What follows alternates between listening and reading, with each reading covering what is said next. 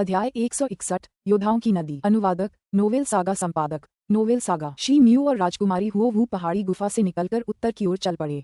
दोनों ही बेहद ताकतवर थे, इसलिए जब तक उनका सामना किसी जियान तियान स्तर के अशुभ जानवर या जानवरों के बड़े समूह से नहीं हुआ, तब तक वे सुरक्षित थे। 2 दिन चलने के बाद उनके सामने एक बड़ी नदी दिखाई दी। नदी दर्जनों फीट चौड़ी थी। पानी की कई बड़ी लहरें तेज गति से बह रही थीं। उनसे कलकल की गड़गड़ाहट जैसी आवाज आ रही थी। ये प्रसिद्ध नदी है, बहादुर योद्धाओं के द्वार की योद्धाओं की नदी, है ना? नदी के उस पार एक निषिद्ध क्षेत्र है, इसे मध्य क्षेत्र कहते हैं। शी म्यू की आंखों में रोशनी की कई किरणें चमक उठीं जब उसने सामने बहती चौड़ी नदी को देखा। फिर उसने कहा, शी म्यू का लक्ष्य बड़ी नदी के दूसरी ओर स्थित निषिद्ध क्षेत्र में जाना था, लेकिन नदी उसे एक खतरनाक एहसास दे रही थी। उसे पार करना आसान नहीं लग रहा था। हाँ, पुजारी यान या ने एक बार मुझसे कहा था कि प्राचीन काल में बर्बर लोगों ने एक भयानक मुहर लगा दी थी, ताकि नदी के उस पार रहने वाले जियान तियान स्तर या उससे ऊपर के क्रूर जानवर कभी उस पार न जा सकें। लेकिन मुझे नहीं पता कि यह सच है या झूठ। राजकुमारी हुओ वू ने नदी की ओर देखते हुए उत्तर दिया। शी म्यू ने अपनी नजर घुमाई और भौहें सिकोड़ी। फिर उसने अपना सिर बाईं ओर घुमाया और देखा, उसकी पुतलियों में एक सुनहरी रोशनी चमक उठी। उन्होंने देखा कि दूर से 5-6 आकृतियों की एक पंक्ति उनकी ओर बढ़ रही थी। राजकुमारी हुओ वू का आकर्षक चेहरा बदल गया। उसने एक हाथ से अपनी कमर पर तलवार की मूठ पकड़ी और दूसरा हाथ अपनी आस्तीन के अंदर डाल लिया। कुछ नहीं, ये शांतिप्रिय बर्बर कबीलों के लोग हैं।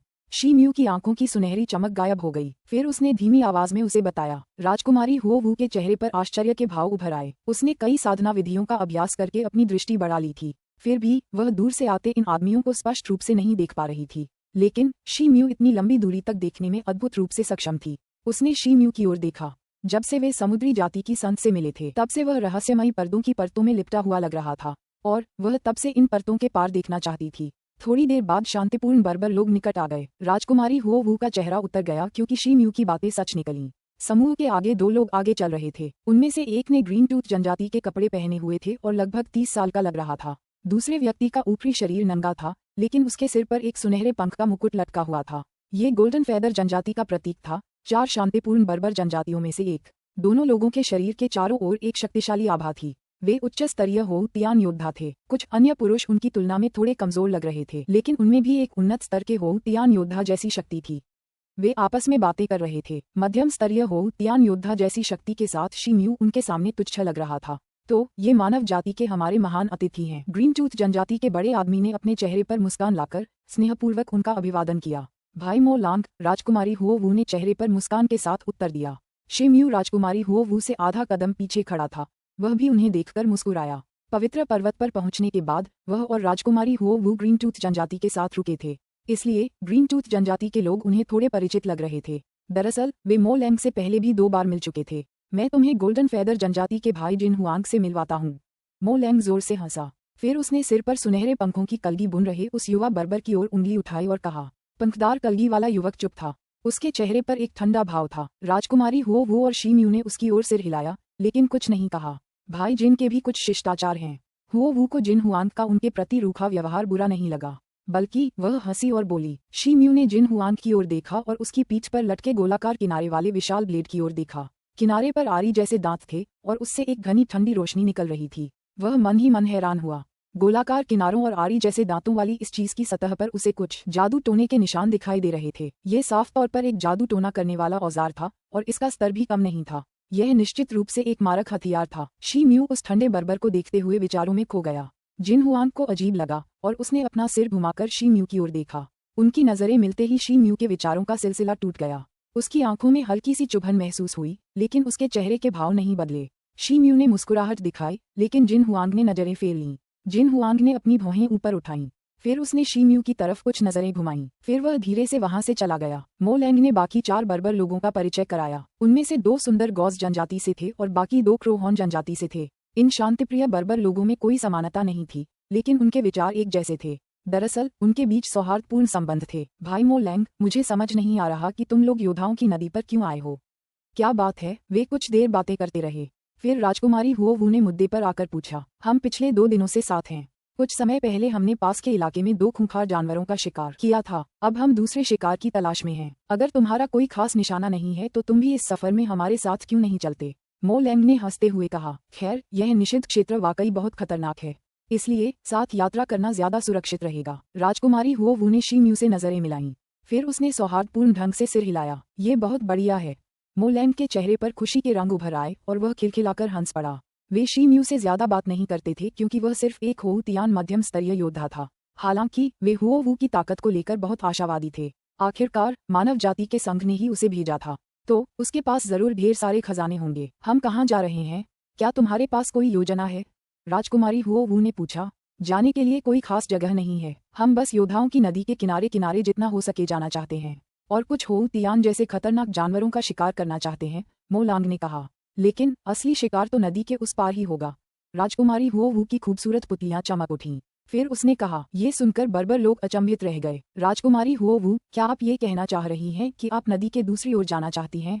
मोलैंग और जिन हुआंग ने एक दूसरे को देखा और उनके चेहरों पर मुस्कान आ गई। हाँ, राजकुमारी हुओ वू ने हल्के से कहा। इस निषिद्ध क्षेत्र में प्रवेश किए उन्हें 4-5 दिन हो चुके थे। राजकुमारी को धीरे धीरे शांत और क्रूर बर्बर लोगों के बीच का अंतर समझ में आने लगा था। वह जानती थी कि अगर शांत बर्बर लोग उच्च स्तरीय अशुभ जानवरों का शिकार करने का जोखिम नहीं उठाएंगे तो उनकी जीत असंभव है। लेकिन जियान स्तर के कई अशुभ जानवर दूसरी तरफ छिपे हैं। वे बेहद ताकतवर हैं। अगर हम उनसे टकरा गए तो वे हमें जरूर मार डालेंगे। क्रो हॉर्न जनजाति के एक बड़े आदमी ने तर्क दिया। सुंदर गॉज जनजाति के 2 बर्बर लोगों ने भी सिर हिलाया। ये स्पष्ट था कि वे मध्य क्षेत्र में नहीं जाना चाहते थे। राजकुमारी हुओ वू ने अपनी सुंदर भौहें से ओढ़ी। फिर उसने अपना सिर घुमाया और शी म्यू की ओर देखा। चूंकि राजकुमारी उस पार जाना चाहती है, मैं भी आपके साथ चलूंगा, शी म्यू ने बिना किसी हिचकिचाहट के कहा।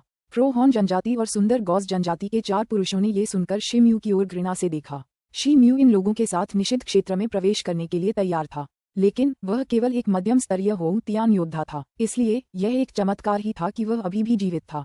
इसके अलावा उसने उनकी पवित्र भूमि में प्रवेश करने के लिए झूठ बोला था, इसलिए इन लोगों को लग रहा था कि वह मध्य क्षेत्र में अपनी मृत्यु का न्योता देने जा रहा है।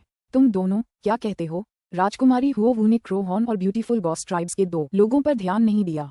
उसने मोलैंग और जिन हुआंग की ओर देखा और पूछा। राजकुमार हुओ वू ने जो कहा वही मैं सोच रहा था। मैं वाकई एक अच्छी लड़ाई के लिए मध्य क्षेत्र जाने की योजना बना रहा था, मोलैंग ने हंसते हुए जवाब दिया। क्रो हॉर्न और ब्यूटीफुल गॉस जनजाति के 4 बर्बर पुरुष ये सुनकर आश्चर्यचकित हो गए। सज्जनों, हमारे पास केवल 4-5 दिन बचे हैं। आधा समय तो बीत ही चुका है। अब तक हमने जो लाभ कमाया है वह सबको पता है। हम जानते हैं कि क्रूर बर्बर जनजातियां हमसे कहीं ज्यादा शक्तिशाली हैं।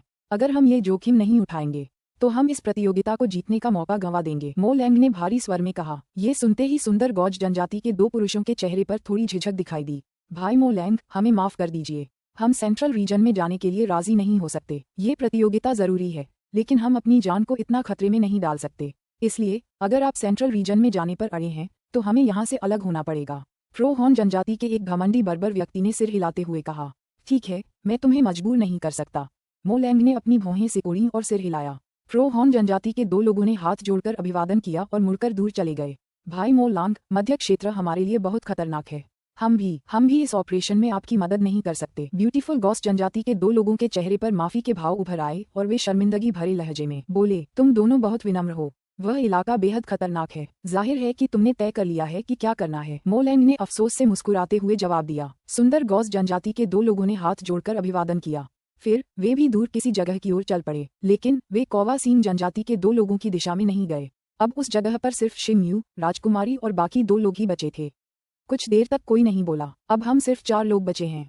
संख्या में कम है, लेकिन अब ऑपरेशन ज्यादा आसान हो जाएगा। मोलैंग मुस्कुराया और बोला, हमें इस नदी को पार करने के रास्ते तय करने होंगे, लेकिन मुझे लगता है कि यह बड़ी नदी बिल्कुल भी सुरक्षित नहीं है। मुझे डर है कि इस नदी को पार करना आसान नहीं होगा, शी म्यू ने सहज स्वर में कहा। तुम दोनों शायद भाई शी की कही बात से वाकिफ नहीं हो। योद्धाओं की नदी में एक प्रकार की मांसाहारी स्वॉर्डफिश पाई जाती है। ये संख्या में बहुत बड़ी होती हैं और बेहद हिंसक होती हैं। ये इस नदी के पानी में घुसने वाले किसी भी जीव पर हमला कर देती हैं, और अगर ये मछली जियान हो तो ये बहुत नुकसान पहुंचा सकती है, मोलैंग ने गरिमापूर्ण भाव से आगे बताया। स्वॉर्डफिश, मैं उन्हें अभी नहीं देख सकती। राजकुमारी हुओ वू ने अपनी भौहें उठाईं और कहा। जिन हुआंग ने कुछ भी नहीं कहा था। अचानक उसने अपने शरीर पर पड़े झोले से ताज़ा मांस का एक टुकड़ा निकाला। उस पर खून के कुछ छोटे छोटे धब्बे थे। ऐसा लग रहा था जैसे किसी अशुभ जानवर के शरीर से काटकर निकाला गया हो। फिर वह आगे बढ़ा और उसे योद्धाओं की नदी में फेंक दिया। अचानक एक चांदी जैसी रोशनी प्रकट हुई और जैसे ही मांस का टुकड़ा पानी में प्रवेश किया, नदी की गहराई से एक तेज रोशनी प्रकट हुई। शी म्यू की आंखें चमक उठीं। उसके चेहरे पर आश्चर्य के भाव उभर आए। वह चांदी जैसी रोशनी एक पतली चांदी के रंग की मछली थी। उसका शरीर तलवार की तरह तेज लग रहा था। वह सिर्फ आधा फुट लंबी थी। उसके ऊपरी जबड़े पर कई चांदी के कांटे दिखाई दे रहे थे। वे तलवार जैसे लग रहे थे। मांस के टुकड़े के चारों ओर पानी में उथल पुथल मच गई, क्योंकि कई चांदी की तलवार मछलियां उसे घेर रही थीं। उन्होंने एक विशाल चांदी की गेंद का आकार बना लिया और चारों ओर बिखर गईं। टकराना। तलवार मछलियों द्वारा बनाई गई चांदी की गेंद थोड़ी देर बाद एक तेज गड़गड़ाहट के साथ गायब हो गई।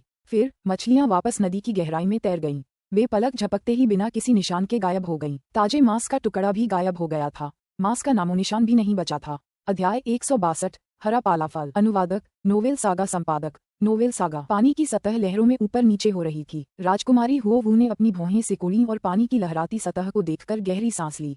शिम्यू के चेहरे पर अनिश्चितता का भाव उभर आया। क्या ऐसा हो सकता है कि मध्य क्षेत्र के जियान तियान जानवर इन स्वॉर्डफिश से डरकर आसपास के इलाके में न आएं? शिम्यू ने सोचा, लेकिन उसने जोर से कुछ नहीं कहा। तुम दोनों को इन स्वॉर्डफिश के अस्तित्व के बारे में पहले से ही पता था, तो तुम्हें इनके बचाव के उपाय भी पता होंगे, और इस नदी को पार करने के तरीके भी। राजकुमारी हुओवू ने अपनी खूबसूरत आंखें घुमाते हुए पूछा। बिल्कुल, दरअसल ये बहुत आसान है। हमें बस कुछ बड़े पेड़ काटने हैं और मोटी लकड़ी का एक बेड़ा बनाना है। फिर हम बेड़े पर सवार होकर नदी पार कर सकते हैं। मो लैंग मुस्कुराया और सिर हिलाया। फिर उसने समझाया। शिम्यू और राजकुमारी हुओवू चौंक गए। क्या यह इतना आसान है? राजकुमारी हुओवू ने संदेह से पूछा। क्या इन तलवार मछलियों के नुकीले दांत बेड़ा का प्रतिरोध नहीं कर पाएंगे? शिम्यू चिंतित लग रहा था। अगर तलवारबाजों ने हमला करके लकड़ी की नाव डुबो दी तो क्या होगा? तब उन्हें पानी में इन हजारों तलवारबाजों का सामना करना पड़ेगा। शायद उनमें से कई में जियान तियान के स्तर की ताकत होगी। अगर ऐसा हुआ तो वे तब तक पीछे नहीं हट पाएंगे जब तक कि उनके पूरे शरीर को गंभीर रूप से घायल न कर दिया जाए। भाई शिम्यू, कृपया निश्चिंत रहें। हमारे लोग पीढ़ियों से इसी पद्धति का उपयोग करके मध्य क्षेत्र में जाते रहे हैं, इसलिए ये पद्धति अच्छी तरह से परखी हुई है। अगर भाई शी इतने चिंतित हैं, तो हम लकड़ी के बेड़े को जितना हो सके उतना मजबूत और मोटा बना देंगे। मो लैंग ने आत्मविश्वास से उत्तर दिया। भाई मो लैंग को पूरा यकीन है। क्या ये संभव है कि आप पहले भी इस निषिद्ध क्षेत्र में प्रवेश कर चुके हैं और नदी के दूसरी ओर जाने के लिए इस तरीके का इस्तेमाल किया है? राजकुमारी हुओवू ने अपने होंठ भींचे और चेहरे पर हल्की मुस्कान के साथ पूछा। मो लैंग के चेहरे के भाव थोड़े बदल गए। फिर उसने हिचकिचाते हुए सिर हिलाया। शिम्यू का दिल द्रवित हो गया, लेकिन उसके चेहरे के भाव नहीं बदले। ऐसे में मुझे राहत मिली है। राजकुमारी हुओवू मुस्कुराई। इसके बाद शिम्यू मुड़ा और जंगल की ओर चल पड़ा। चारों लोगों ने मिलकर काम शुरू किया। उन्होंने 2 घंटे के अंदर 9 मीटर चौड़ी और 15 मीटर लंबी लकड़ी की एक बेड़ा बना ली। शिम्यू ने पूर्ण सुरक्षा सुनिश्चित करने के लिए नाव के आधार पर 3 अतिरिक्त लकड़ियां रख दीं। फिर मो लैंग ने एक जानवर की चौड़ी खाल निकाली और उसे इस बेड़े के पाल के रूप में एक तरफ स्थापित कर दिया। इसके बाद चारों लोग नाव पर चढ़ गए। मो लैंग ने एक हरे रंग का जादू का ताबीज निकाला। ये जानवर की खाल से बना था। फिर उसने कुछ मंत्र पढ़ने शुरू किए। जानवर की खाल जल उठी और हरी रोशनी की किरणें फूटने लगीं। फिर हवा में एक तूफान पैदा हुआ और एक झटके से पाल हिलने लगा। बेड़ा पानी में हिलने लगा, मानो उड़ रहा हो। शिम्यू लकड़ी के बेड़ा पर सतर्क भाव से खड़ा था। उसने अपने काले ब्लेड के मूठ को कसकर पकड़ रखा था।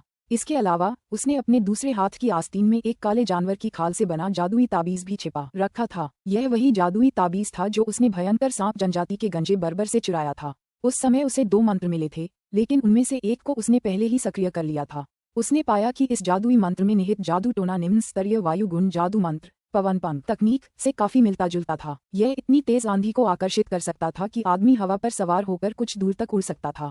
शिम्यू ने इस पवन पंख तकनीक के बारे में सुना था, लेकिन इसे केवल प्राचीन पुस्तकों और जादुई मंत्रों के अभिलेखों में ही देखा था। राजकुमारी हुओवू ने चारों तरफ देखा।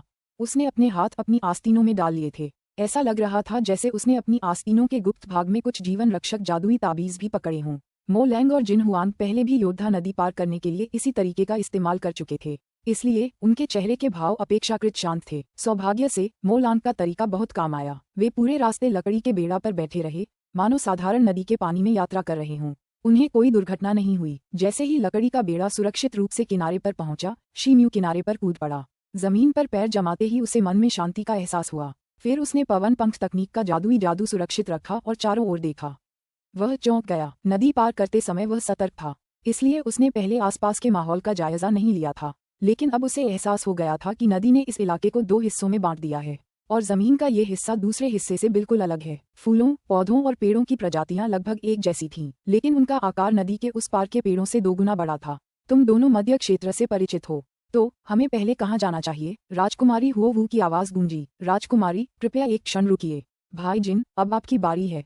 मो लैंग जिन हुआंग की ओर मुड़ा। जिन हुआंग ने कुछ नहीं कहा, लेकिन अपने कपड़ों से एक पीले रंग का जानवर की खाल का नक्शा निकाला। क्या यह मध्य क्षेत्र का नक्शा है? राजकुमारी हुओवू हैरान रह गई। जिन हुआंग ने सिर हिलाया। फिर उसने ध्यान से पीले रंग के छिपे हुए नक्शे की तुलना अपने आसपास के वातावरण से करनी शुरू की। आखिरकार उसने उनकी वर्तमान स्थिति का अनुमान लगा लिया। शी म्यू ने नक्शे पर एक नज़र डाली, फिर उसने अपनी आंखें घुमाईं और आधा कदम पीछे की ओर खींचा। फिर उसने चुपके से एक छोटे जानवर की खाल निकाली। उसने एक नक्शा भी बनाया था, लेकिन मो लैंग के हाथ वाले नक्शे की तुलना में वह बहुत साधारण था। उसने अपने नक्शे पर कई जगहों को संक्षेप में चिन्हित किया था। उन्होंने ये जानकारी मिंतू की किताबों और निजी पत्रों से प्राप्त की थी। कई स्थानों पर बहुसिर वाला अजगर मौजूद हो सकता था। उसने अपने हाथ में पकड़े नक्शे की तुलना मो लैंग के नक्शे से की। उसकी आंखों में एक चमक सी आ गई। फिर उसने नक्शे को उसकी जगह पर रख दिया। हम इसी दिशा में चलेंगे। कुछ देर बाद जिन हुआंग ने नक्शे पर एक खास बिंदु की ओर अपनी उंगली उठाई। जिन हुआंग ने उस दिशा की ओर इशारा किया था जो मध्य क्षेत्र में कई किलोमीटर अंदर तक जा रही थी। राजकुमारी हुओवू ने पूछा, क्या सीधे मध्य क्षेत्र में जाना अनुचित नहीं है? राजकुमारी हुओवू, आपने ही मध्य क्षेत्र में अशुभ जानवरों का शिकार करने के लिए नदी पार करने का प्रस्ताव रखा था। क्या ये संभव है कि आप अब यहीं रुकना चाहती हैं और आगे नहीं बढ़ना चाहती? जिन हुआंग का चेहरा उतर गया। वह थोड़ा नाराज लग रहा था। हाँ, बिल्कुल। आखिरकार हमारी ताकत सीमित है। अपनी संयुक्त ताकत से हो तियान के उच्च स्तर के कुछ अशुभ जानवरों से निपटना कोई समस्या नहीं है, लेकिन अगर हम जियान तियान के स्तर के अशुभ जानवरों के घात में आ गए तो मुझे डर है कि हमारे लिए यहाँ से बच निकलना भी बेहद मुश्किल हो जाएगा। राजकुमारी हुओवू की आवाज ठंडी पड़ गई। महाराज, नाराज मत होइए। हम चारों का एक ही लक्ष्य है। यह जरूरी है और बचे हुए दिनों में ज्यादा से ज्यादा अशुभ जानवरों का शिकार करना फायदेमंद होगा। अगर आप दोनों इस समय बेवजह बहस करेंगे तो इससे होने वाले फायदे नुकसान की भरपाई नहीं कर पाएंगे। मो लैंग ने राजकुमारी हुओवू और जिन हुआंग को आपसी दुश्मनी की हालत में देखा, इसलिए उन्होंने जल्दी से बात को सुलझाने के लिए कहा, मुझे लगता है कि तुम दोनों कुछ छुपाने की कोशिश कर रहे हो। तुम मध्य क्षेत्र में अशुभ जानवरों को मारने के अलावा किसी और मकसद से आए हो, है ना? शी म्यू चुप रहा। अचानक उसके चेहरे पर मुस्कान आ गई और उसने कहा, भाई शी, आपका क्या मतलब है? मो लैंग ने अपनी भौहें उठाईं। अगर तुम दोनों का कोई और मकसद हो तो साफ साफ बात करना बेहतर है, वरना हम यहाँ से अलग रास्ते अपनाएंगे। शी म्यू ने मो लैंग और जिन हुआंग की तरफ देखते हुए सुस्त लहजे में कहा। राजकुमारी हुओवू के चेहरे पर हैरानी की झलक दिखाई दी, लेकिन वह इतनी समझदार थी कि कुछ नहीं बोली। मो लैंग ने ये सुनते ही जिन हुआंग के साथ एक अर्थपूर्ण नजर का आदान प्रदान किया। मुझे माफ करना, हमने सचमुच आपसे कुछ छुपाया है, इसलिए मैं आपसे माफी मांगता हूँ। हमने आपको ये बात पहले इसलिए नहीं बताई क्योंकि यह जगह काफी खतरनाक है, दूसरों को ये बात पता न चले। मो लैंग ने जबरदस्ती मुस्कुराकर शी म्यू और राजकुमारी की ओर हाथ बढ़ाया। शी म्यू शरारत से हंस पड़ी। हुओवू मन ही मन डर गई, लेकिन उन दोनों ने इस समय कुछ नहीं कहा। हम वाकई मध्य क्षेत्र में दूसरे मकसद से आए हैं। मुझे नहीं पता कि आपने ग्रीन फ्रॉस्ट फ्रूट का नाम सुना है या नहीं, मो लैंग ने बोलना जारी रखा। हरा फ्रॉस्ट फल। शी म्यू ने अपने चेहरे पर एक विचारशील भाव प्रकट किया। क्या यहाँ हरा फ्रॉस्ट फल मिलता है? राजकुमारी हुओवू का चेहरा बदल गया। राजकुमारी बहुत अनुभवी और जानकार हैं। हाँ, यह अमर फल सचमुच मध्य क्षेत्र में पाया जाता है। यह उसी क्षेत्र में है जहाँ हम जा रहे हैं, मो लैंग ने अपनी चमकती आंखों में उग्र भाव प्रकट करते हुए कहा। राजकुमारी हुओवू ने गहरी सांस छोड़ी और उसके चेहरे पर वासना के रंग उभर आए। मुझे आश्चर्य है कि यह हरा फ्रॉस्ट फल क्या है? शी म्यू ने अपनी भौहें सिकोड़ लीं। हरा पाला फल बेहद ठंडी और अंधेरी जगहों पर उगता है। यह आध्यात्मिक फल सैकड़ों सालों से उगाया और पोषित किया जाता रहा है और बेहद कीमती है। ये रक्त और मज्जा शोधन प्रक्रिया में इतना प्रभावी है कि इससे जियान तियान स्तर की अड़चन भी पार की जा सकती है, राजकुमारी हुओवू ने जल्दी से समझाया। ऐसा करते ही उसकी आंखों में कामना के रंग और भी चमक उठे। शी म्यू को अपने दिल में बहुत आश्चर्य हुआ। एक फल की कीमत जो उसे जियान तियान की बाधा को पार करने में मदद कर सकती थी, अथाह थी। इस दिशा में लगभग 15 किलोमीटर की दूरी तय करने के बाद एक बर्फीली चोटी दिखाई देगी। उस बर्फीली चोटी के नीचे एक गुप्त बर्फ की गुफा में एक गहरे हरे रंग का आध्यात्मिक वृक्ष उगता है। उस वृक्ष पर प्रचुर मात्रा में गहरे हरे रंग के फल लगते हैं। हम चारों के लिए आपस में बांटने के लिए पर्याप्त फल होंगे। मो लैंग ने शी म्यू और राजकुमारी हुओवू के चेहरों पर बदले हुए भावों को देखा। फिर उसने आंखें सिकुड़ते हुए कहा। राजकुमारी हुओवू का रंग निखर गया। तुम दोनों ने वह बर्फ की गुफा कैसे खोजी जहाँ ये फल छिपा है? शी म्यू ने शांत भाव से पूछा। पिछली बार जब योद्धाओं का द्वार खुला था, हम दोनों एक चुड़ैल जानवर का पीछा कर रहे थे। उस समय हमें संयोग से वह बर्फ की गुफा मिल गई थी, मो लैंग ने बिना किसी बदलाव के जवाब दिया। शायद कोई आध्यात्मिक राक्षस इस तरह के स्वर्गीय खजाने की रखवाली कर रहा होगा। क्या इसीलिए तुम पिछली बार इसे नहीं उठा पाए थे? शी म्यू ने भौहें सिकोड़ लीं। यह सही है। बर्फ की गुफा पर हो तियान स्तर के एक पूर्ण विकसित बर्फ क्रिस्टल बिच्छू ने कब्जा कर लिया है। ये भू आकृति का लाभ उठाकर शियान तियान के प्रारंभिक स्तर की ताकत को सहन कर सकता है। इसके अलावा उस समय हम दोनों की ताकत बहुत कम थी, इसलिए हमारे पास वापस जाने के अलावा कोई विकल्प नहीं था। मो लैंग ने मुस्कुराते हुए विस्तार से बताया। हमने इस बारे में ध्यान से शोध किया है और हमने बर्फ के क्रिस्टल जैसे बिच्छू से निपटने का एक खास तरीका तैयार किया है, लेकिन इसके लिए हम चारों को साथ मिलकर काम करना होगा। इसलिए हम बर्फ के क्रिस्टल जैसे बिच्छू का सिर काट सकते हैं, बशर्ते तुम दोनों हमारी मदद करने का वादा करो, और फिर हम हरे फ्रॉस्ट फ्रूट को बराबर बांट लेंगे। मोलैंग ने एक प्रतिज्ञा की और कहा, इसके लिए 4 लोगों की आवश्यकता क्यों है? राजकुमारी हुओ वू ने पूछा। हमने जो तरीका तैयार किया है वह मुख्यतः जादू टोने के जाल मंत्रों का एक संग्रह है। इसे सक्रिय करने के लिए 3 लोगों की क्षमता की आवश्यकता होगी और चौथा व्यक्ति बिच्छू को जाल में फंसाने का प्रभारी होगा। ये जाल बर्फ के क्रिस्टल जैसे बिच्छू को लंबे समय तक रोके रख सकेगा। फिर हम फल तोड़ेंगे और भाग जाएंगे, जिन हुआंग ने समझाया। ये सुनते ही राजकुमारी हुओ वू का चेहरा साफ हो गया। मोलैंग और उनके साथी राजकुमारी हुओ वू के चेहरे पर बदले हुए भाव देखकर खुश हो गए। हालांकि शी म्यू ने अपनी भौहें सिकोड़ लीं, लेकिन उसने कुछ नहीं कहा। उसने इस बर्फ जैसे बिच्छू के बारे में पहले कभी नहीं सुना था। लेकिन अगर यह हरे पाले वाले फल का रक्षक होता तो यह कोई साधारण जानवर तो नहीं होता। शी म्यू का उद्देश्य एक जियान तियान स्तर के बहुसिर वाले अजगर को मारना और उसकी पशु आत्मा प्राप्त करना था। ये हरा पाला फल बेशक कीमती था, लेकिन उसे ज्यादा आकर्षित नहीं कर पाया। आखिरकार उसके लिए अपने जीवन को उन्नत या विकसित करने की अपेक्षा उसे संरक्षित करना अधिक महत्वपूर्ण था। अध्याय 163 बर्फ क्रिस्टल बिच्छू। अनुवादक नोवेल सागा संपादक नोवेल सागा। भाई शी, आप क्या सोचते हैं? राजकुमारी हुओ वू ने शी म्यू की झिझक देखी। फिर उसने धीरे से पूछा। वह ललचाई हुई लग रही थी। महामहिम, आप कोई भी निर्णय ले सकते हैं, मुझे इसमें कोई आपत्ति नहीं होगी। शी म्यू ने सिर हिलाकर उत्तर दिया। वह मना करना चाहता था, लेकिन फिर उसके मन में एक और विचार आया। बर्फ की गुफा और बहुसिर वाले अजगर का ठिकाना नक्शे के अनुसार एक ही दिशा में थे, तो वह उनका पीछा कर सकता था। फिर उसे लंबा रास्ता नहीं तय करना पड़ता। आखिरकार हो तियान राज्य के ये 2 पारंगत व्यक्ति ही तो नेतृत्व कर रहे थे। इसके अलावा वे मध्य क्षेत्र के वातावरण से पहले से ही परिचित थे, इसलिए अकेले रहने की बजाय उन पर निर्भर रहना ज्यादा सुरक्षित था। इसके अलावा यह उसके लिए बेहद फायदेमंद होगा यदि उसे आसानी से हरा फ्रॉस्ट फल मिल जाए। ठीक है, चलो चलें और देखें, राजकुमारी हुओ वू ने शांत स्वर में कहा। ठीक है, इस मामले में देर नहीं करनी चाहिए, हमें तुरंत निकल पड़ना चाहिए, मोलैंग और दूसरे आदमी ने खुशी से कहा। चारों लोगों ने अगले कुछ घंटों के लिए कुछ तैयारियां की। फिर वे जिन हुआंग के हाथ में मौजूद जानवरों की खाल के नक्शे के अनुसार बर्फीली चोटी की ओर चल पड़े। शीमू की उम्मीदों के विपरीत मध्य क्षेत्र की भू आकृति अस्थिर और विशाल थी। पूरी यात्रा में उन्हें किसी भी शियान तियान अशुभ जानवर का सामना नहीं करना पड़ा, कुछ प्रवासी हो तियान जानवरों को छोड़कर। मोलांग ने कारण बताया। मध्य क्षेत्र के शिखर पर रहने वाले जियान तियान अशुभ जानवर संख्या में ज्यादा नहीं थे। इसके अलावा उनमें से ज्यादातर के अपने निवास स्थान थे, इसलिए जब तक उन्हें उकसाया न जाए वे बाहर नहीं आते थे। चारों लोगों को हो तियान के अशुभ जानवरों से कोई डर नहीं था। वे उनसे आसानी से निपट सकते थे, भले ही वे उनसे बच नहीं सकते थे। लगभग 12 घंटे बाद एक पर्वत शिखर के नीचे शी म्यू ने अपने सामने गुफा के मुहाने पर ध्यान केंद्रित किया। वह 10 फीट चौड़ी थी। उसके हाव भाव सामान्य थे, लेकिन उसकी आंखें झपक रही थीं और भारी वातावरण को भेद रही थीं। अंधेरा था, इसलिए यह अंदाजा नहीं लगाया जा सकता था कि गुफा कितनी गहरी है। गुफा के बाहर का वातावरण गर्म था, लेकिन गुफा के मुंह से घनी ठंडी हवा आ रही थी। ये रहा, चलो अंदर चलते हैं, मोलैंग ने कहा। फिर वह बिना किसी हिचकिचाहट के गुफा में घुस गया। जिन हुआंग चुप रहा और उसके पीछे पीछे चला। शी म्यू और राजकुमारी हुओ वू ने आशा भरी नजरों से एक दूसरे की ओर देखा। फिर वे भी गुफा के अंदर चले गए। गुफा में प्रवेश करते ही शी म्यू का रंग बदल गया। उसने गुफा के बाहर घनी और ठंडी हवा का एहसास किया था, लेकिन अब ऐसा लग रहा था जैसे वे किसी बर्फ के घर में घुस गए हों। उदास और हड्डियां कंपा देने वाली ठंडी हवा उनके शरीर में चुभ रही थी। शी म्यू कड़ाके की ठंड में कांप रहा था। उसने कड़ाके की ठंड से बचने के लिए अपने शरीर में मौजूद असली क्यूई को सक्रिय करने के बारे में सोचा। तभी अचानक उसके पेट के निचले हिस्से से रियल क्यूई की एक किरण निकली और उसके पूरे शरीर में फैल गई। नतीजतन उसके शरीर की बाहरी सतह से ठंड दूर हो गई। इसके परिणामस्वरूप उसे अब ठंड का एहसास नहीं हुआ। हालांकि शी म्यू इस बात से चौंक गया क्योंकि यह अपने आप हुआ था। तब उसे एहसास हुआ कि यह जरूर एक शक्तिशाली दुष्ट वानर के प्रजनन की कला ही रही होगी जिसने उसकी असली क्यूई को इकट्ठा किया था और तेज ठंड का प्रतिरोध किया था। उसे मन ही मन सुकून का एहसास हुआ। फिर उसने अपनी नजर चारों तरफ घुमाई। उसने पाया कि गुफा की दीवारें बर्फ की मोटी परतों से ढकी हुई थीं। कई मशालें जलाई गई थीं। वे बर्फीली दीवारों पर एक चमकदार और पारभासी शुद्ध रोशनी बिखेर रही थीं। वे आगे बढ़ते रहे और मोलांग और जिन हुआंग के मार्गदर्शन में गुफा में 7-8 चक्कर लगाए। आखिरकार लगभग 15 मिनट बाद वे एक विशाल और विशाल क्रिस्टल महल में पहुंच गए। वह जगह कई 100 मीटर चौड़ी थी और बर्फ की मोटी परतों से बनी थी। हर आकार और आकृति के बर्फ के टुकड़े हर जगह बिखरे पड़े थे। बीच वाली जगह में कई बड़े बड़े बर्फ के टुकड़े जमा थे। एक ऊंचा चांदी जैसा फलदार पेड़ था। वह बेहद मनमोहक लग रहा था।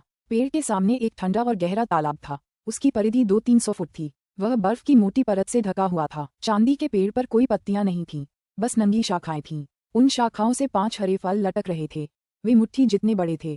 उनसे एक तेज रोशनी निकल रही थी और वे साधारण नहीं लग रहे थे। गहरे हरे रंग के फलों को देखते ही शी म्यू का दिल धड़क उठा। लेकिन जैसे ही उसने पेड़ के सामने ठंडे और शांत तालाब को देखा, उसने अपनी आंखें सिकोड़ लीं। राजकुमारी हुओ वो और अन्य लोग तालाब को देखकर वहीं रुक गए। मो लैंग और जिन हुआंग ने पेड़ को देखते ही अपनी आंखों में आग सी भर ली। राजकुमारी हुओ वू अभी भी अलग थलग रही, लेकिन उसने फल के लिए अपनी इच्छा छिपाने की कोशिश नहीं की। मैं वहां जाकर देखता हूँ। मो लैंग ने नजरें हटा लीं और फुसफुसाया। फिर उसने अपनी पीठ से एक बड़ी हरी कुल्हाड़ी निकाली और चेहरे पर सतर्कता भरे भाव के साथ आगे बढ़ने लगा। मो लैंग बेहद लंबा और ताकतवर था, फिर भी वह हर कदम बड़ी शालीनता से उठाता था। फिर रुककर इधर उधर देखने लगा।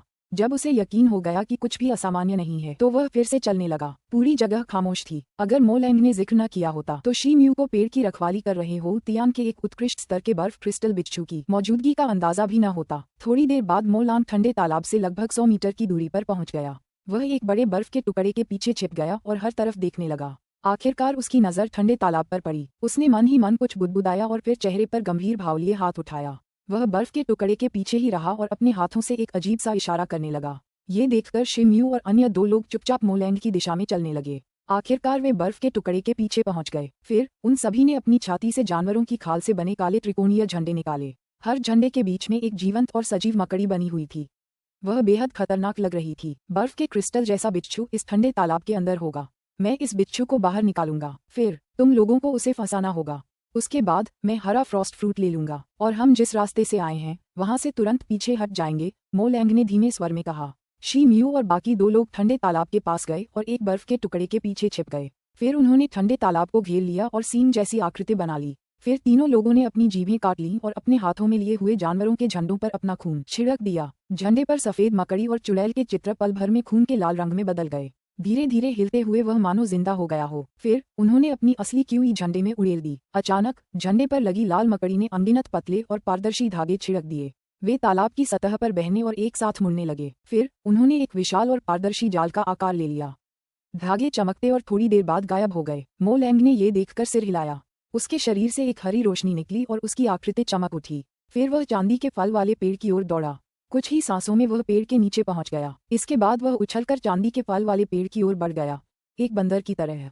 कई प्रयासों के बाद वह एक मोटी और पुरानी शाखा पर उतरा। पास की एक शाखा से लटके हरे फ्रॉस्ट फल से एक शक्तिशाली प्रकाश चमक रहा था। मो लैंग ने ठंडे तालाब पर एक नजर डाली और गहरी सांस ली। फिर वह डाल पर कुछ कदम आगे बढ़ा। फिर उसने ध्यान से हरे पाले वाले फल को पकड़ लिया। फिर उसे धीरे से नीचे खींच लिया। ये देखकर शी म्यू और बाकी 2 लोगों की सांसें तेज हो गईं। फिर वे ठंडे तालाब को घूरने लगे। अचानक कुछ घटित हुआ। छपाके की आवाज सुनाई दी। अचानक एक साधारण सा दिखने वाला लेकिन बड़ा बर्फ का टुकड़ा फट गया। बर्फ का ये टुकड़ा चांदी के फल वाले पेड़ के पीछे था। फिर कुचली हुई बर्फ से एक क्रिस्टलीकृत सफेद रोशनी चमकी और मो लैंग पर निशाना साधा। क्रिस्टल जैसी सफेद रोशनी मो लैंग के शरीर के पास से तेज रफ्तार से गुजरी। शी म्यू उसे साफ देख सकता था। वह चमकती हुई रोशनी एक विशाल पूंछहुक में बदल गई थी। मो लैंग की पुतलियां सिकुड़ गईं। उसे चकमा देने का समय ही नहीं था। अचानक उसके हाथ में पकड़ी बड़ी कुल्हाड़ी से हरी रोशनी की एक परत गूंजी और हरे रंग की कुल्हाड़ी जैसी परछाइयां बिखर गईं। फिर वह विशाल पूंछहुक की ओर बढ़ी। टकराना, एक तेज आवाज सुनाई दी। कुल्हाड़ी के साए बिखर गए। मो लैंग के हाथ में मौजूद विशाल हरी कुल्हाड़ी उड़ गई। तभी उसके शरीर को एक जोरदार झटका लगा और वह भी उल्टा उड़ गया। उसका चेहरा सदमे से भर गया। अचानक विशाल बर्फ के टुकड़ों के बीच सबसे बड़े टुकड़े की सतह पर एक सफेद कोहरा छा गया। कोहरे के भीतर से एक चमकदार रोशनी कौंधी। फिर उसमें से एक 50-60 फीट लंबा विशालकाय बिच्छू निकला। उसका पूरा शरीर पारदर्शी और चमकदार था। वह बर्फ से बनी बिच्छू की मूर्ति जैसा लग रहा था। ये बर्फ क्रिस्टल बिच्छू था। बर्फ के क्रिस्टल जैसे बिच्छू की आकृति बाहर कूद पड़ी। फिर उसने अपना मुंह खोला और उसमें से सफेद ठंडी हवा का एक बड़ा प्रवाह निकला। जियान तियान। मो लैंग अपनी बात पूरी कर पाता उससे पहले ही उसका शरीर ठंडी हवा में लिपट गया। फिर उसके उठे हुए हाथ की गति धीमी हो गई और उसके शरीर की हरी त्वचा काली पड़ गई। उसकी आंखों के सामने सफेद बर्फ की एक परत सी छा गई। घनी और ठंडी हवा ने उसे बर्फ के आदमी में बदल दिया था। फिर वह नीचे गिर पड़ा। बर्फ के क्रिस्टल जैसे बिच्छू ने सीटी बजाई और अपनी पूंछ का हुक हिलाया। उसमें से सफेद और पारदर्शी चमकती हुई रोशनी निकली। धमाका, एक तीखी आवाज गूंजी। मो लैंग का शरीर न केवल जमीन पर गिर गया था बल्कि टुकड़ों में बंट गया था। हरा पाला फल खाने से पहले ही उसकी मौत हो गई थी, लेकिन फल अभी भी उसकी क्षतिग्रस्त भुजा की हथेली में जकड़ा हुआ था। सौभाग्य से वह उस बर्फ के टुकड़े के पास गिरा था जहां जिन हुआंग छिपा हुआ था। ये सब बिजली की गति से हुआ था। मो लैंग ग्रीन टूथ जनजाति का सर्वोच्च स्तर का हो तियान टोटेम योद्धा पलक झपकते ही मर गया था। शी म्यू और अन्य 2 लोग ये समझ नहीं पाए कि बर्फ के टुकड़े में छिपा ये बर्फ क्रिस्टल बिच्छू कब जियान तियान स्तर तक आगे बढ़ गया। पर्यावरण के कारण इसकी ताकत संभवतः जियान तियान स्तर तक पहुंच गई थी। अचानक बर्फ के क्रिस्टल जैसा बिच्छू हवा में घूमता हुआ उछल पड़ा। उसी समय ठंडी हवा का एक गोला बाहर निकला। छी छी, एक व्यंग्यात्मक ध्वनि उभरी। फिर मुट्ठी भर आकार के कई बर्फ के गोले सभी दिशाओं में फेंके गए। जोर जोर से टकराने की आवाजें गूंजने लगीं। बर्फ के गोले चारों तरफ फैल गए। फिर एक के बाद एक वे फटने लगे। अचानक लगभग एक ही समय पर 3 बर्फ के टुकड़ों से 3 आकृतियां बाहर निकलीं। ये तीनों अब तक छिपे हुए थे, लेकिन इन धमाकों के कारण उन्हें बाहर आना पड़ा। शी म्यू और राजकुमारी हुओ वू ने अपनी तलवारों की धार से लगातार बर्फ के टुकड़ों पर वार करके उन्हें कुचलना शुरू कर दिया। फिर वे वहां से भागने के लिए गुफा के मुहाने की ओर मुड़े। हालांकि जिन हुआन की आंखों में झिझक के रंग चमक उठे। उसने खुद को बचाने के लिए गोल धार वाला ब्लेड अपने शरीर के सामने रखा। अनगिनत ब्लेड के कांटे उसके सामने लहरा रहे थे। उन्होंने बर्फ के टुकड़ों को तोड़कर हर जगह बिखेर दिया। हालांकि वह पीछे नहीं हटा, बल्कि धोखे से आगे बढ़ा। फिर वह मो लैंग के शरीर के पास पहुंचा और हरे फ्रॉस्ट फ्रूट को हथियाने के लिए झुका। अचानक एक तेज आवाज हुई और जिन हुआन के सिर के ऊपर बर्फ के गोले और ठंडे कोहरे का मिश्रण छाने लगा। अब उसके पास छिपने का कोई रास्ता नहीं बचा था, इसलिए उसके पास चलने के लिए बस एक कठिन रास्ता बचा था। जिन हुआन का चेहरा लाल हो गया। उसने दांत बींच लिए। फिर उसने अपनी उंगली अपने सिर पर लगे सुनहरे पंख के शिखर पर रखी और मंत्र पढ़ने लगा। एक पॉप ध्वनि सुनाई दी। सुनहरे पंखों वाला शिखर फट गया। पंखों से छोटे छोटे सुनहरे तारे निकले और उसके शरीर को ढक लिया। जल्द ही एक सुनहरे राक्षस पक्षी की आभासी परछाई का आकार बन गया और उसके शरीर को ढक लिया। फिर वह सुनहरी रोशनी की परछाइयों में बदल गया और भागने के लिए बाहर की ओर दौड़ा। जल्द ही सुनहरी रोशनी छा गई और शी म्यू और राजकुमारी हुओ वू के सिर के पास से गुजरी। यह अच्छा नहीं है। राजकुमारी हुओ वू ये देखकर भयभीत और क्रोधित हो गई। ऐसा लग रहा था कि जिन हुआंग ने इसी गुप्त तकनीक का इस्तेमाल करके फल हथिया लिया था। अब वह शी म्यू और राजकुमारी को बलि का बकरा बनाकर छोड़ना चाहता था। शी म्यू और राजकुमारी हुओ वू साथ साथ दौड़ रहे थे। दोनों गुफा के मुहाने से 500 फीट से भी कम दूरी पर थे। जैसे ही उन्होंने अपने सिर के ऊपर से सुनहरी रोशनी पड़ती देखी, उनके चेहरे के भाव बदल गए। अचानक शी म्यू ने राजकुमारी हुओ वू को उसकी कमर से पकड़ लिया। राजकुमारी हुओ वू डर गई और कुछ कहने ही वाली थी, लेकिन उसके कुछ कहने से पहले ही शी म्यू ने अपने हाथ में रखे काले जानवर की खाल के ताबीज को सक्रिय कर दिया। उसके पीछे काले और धुंधले पंखों की परछाइयां उभरने लगीं। फिर दोनों हवा में उड़ने लगीं। अचानक एक व्यंग्यात्मक ध्वनि गूंजी। बर्फ के कांटों की एक बड़ी बौछार उन दोनों के पास से गुजरी। बर्फ के कांटों की यह बौछार लगभग उन्हें घायल कर ही चुकी थी। हर जगह टकराने की आवाजें गूंजने लगीं। जमीन पर उनके पिछले स्थान के आसपास का लगभग 100 फीट का दायरा अब बर्फ के कांटों से घना ढका हुआ था। दरअसल अगर वे जमीन पर होते तो शायद बच नहीं पाते। अध्याय 164 हर कोई अपना काम करता है। अनुवादक नोवेल सागा संपादक नोवेल सागा। राजकुमारी हुओ वू ने जब हवा से नीचे देखा तो उसके दिल में अत्यधिक भय का अनुभव हुआ। अचानक उसे एहसास हुआ कि उसकी कमर शी म्यू के हाथ से कसी हुई थी। उसे कमर लोहे के टुकड़े जैसी मजबूत लग रही थी। शी म्यू की मर्दाना गंध उसकी नाक में घुसते ही वह शर्मा गई और उसके गाल लाल हो गए। जिन हुआंग मुसीबत में है। शी म्यू की भौहें सिकुड़ गईं जब उसने ठंडे स्वर में कहा, अरे क्या बात है। राजकुमारी हुओ वू चौंक गई। उसने जिन हुआंग को सुनहरी रोशनी की एक किरण में बदलते और अविश्वसनीय गति से गुफा के द्वार की ओर दौड़ते देखा था। और तो और वह गुफा के मुख से 100 फुट से भी कम दूरी पर था। लेकिन तभी उसने एक बार फिर अपनी नजर घुमाई। उसने देखा कि बर्फ के क्रिस्टल जैसा बिच्छू उसका पीछा नहीं कर रहा था। दरअसल वह स्थिर खड़ा था। यह उसे थोड़ा अटपटा लगा। धमाका। अचानक गुफा के प्रवेश द्वार के पास बर्फ का एक विशाल टुकड़ा फट गया। तभी बर्फ बिच्छू तीर की तरह चारों ओर फैले बर्फ के कोहरे के बीच से दरवाजे की ओर तेजी से बढ़ा।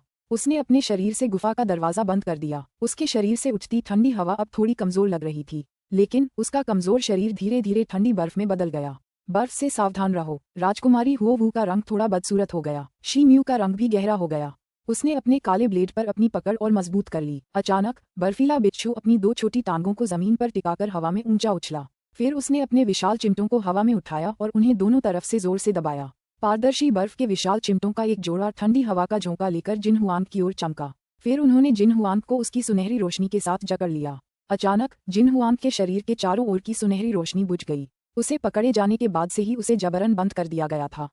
वह गुस्से में भी था और चौंका भी। उसके हाथ में पकड़े हुए गोल ब्लेड से एक चमकदार सुनहरी रोशनी निकल रही थी और वह ठंडी सांस ले रहा था। फिर उसने बर्फ के चिमटों से निपटने के लिए ब्लेड पर जोर से वार किया। Clang clang clang. हवा में धातु की तेज आवाजें गूंज उठीं। घूमती हुई सुनहरी रोशनी बर्फ के टुकड़ों से टकराई। हिस। बर्फ के टुकड़े तेज खड़खड़ाहट की आवाज के साथ चारों तरफ बिखर गए। सुनहरी रोशनी ने कुछ देर तक चिमटों का प्रतिरोध किया, फिर वह भी ढह गई। जिन हुआंग की आंखें तेज हो गईं। अचानक उसके गोल ब्लेड की सतह पर उकेरे गए काले जादू के अक्षर टिमटिमाने लगे, मानो वे जीवित हों। धमाका। एक जोरदार गड़गड़ाहट सुनाई दी। सुनहरा ब्लेड सुनहरे प्रकाश की एक विशाल परत में बदल गया और फट गया।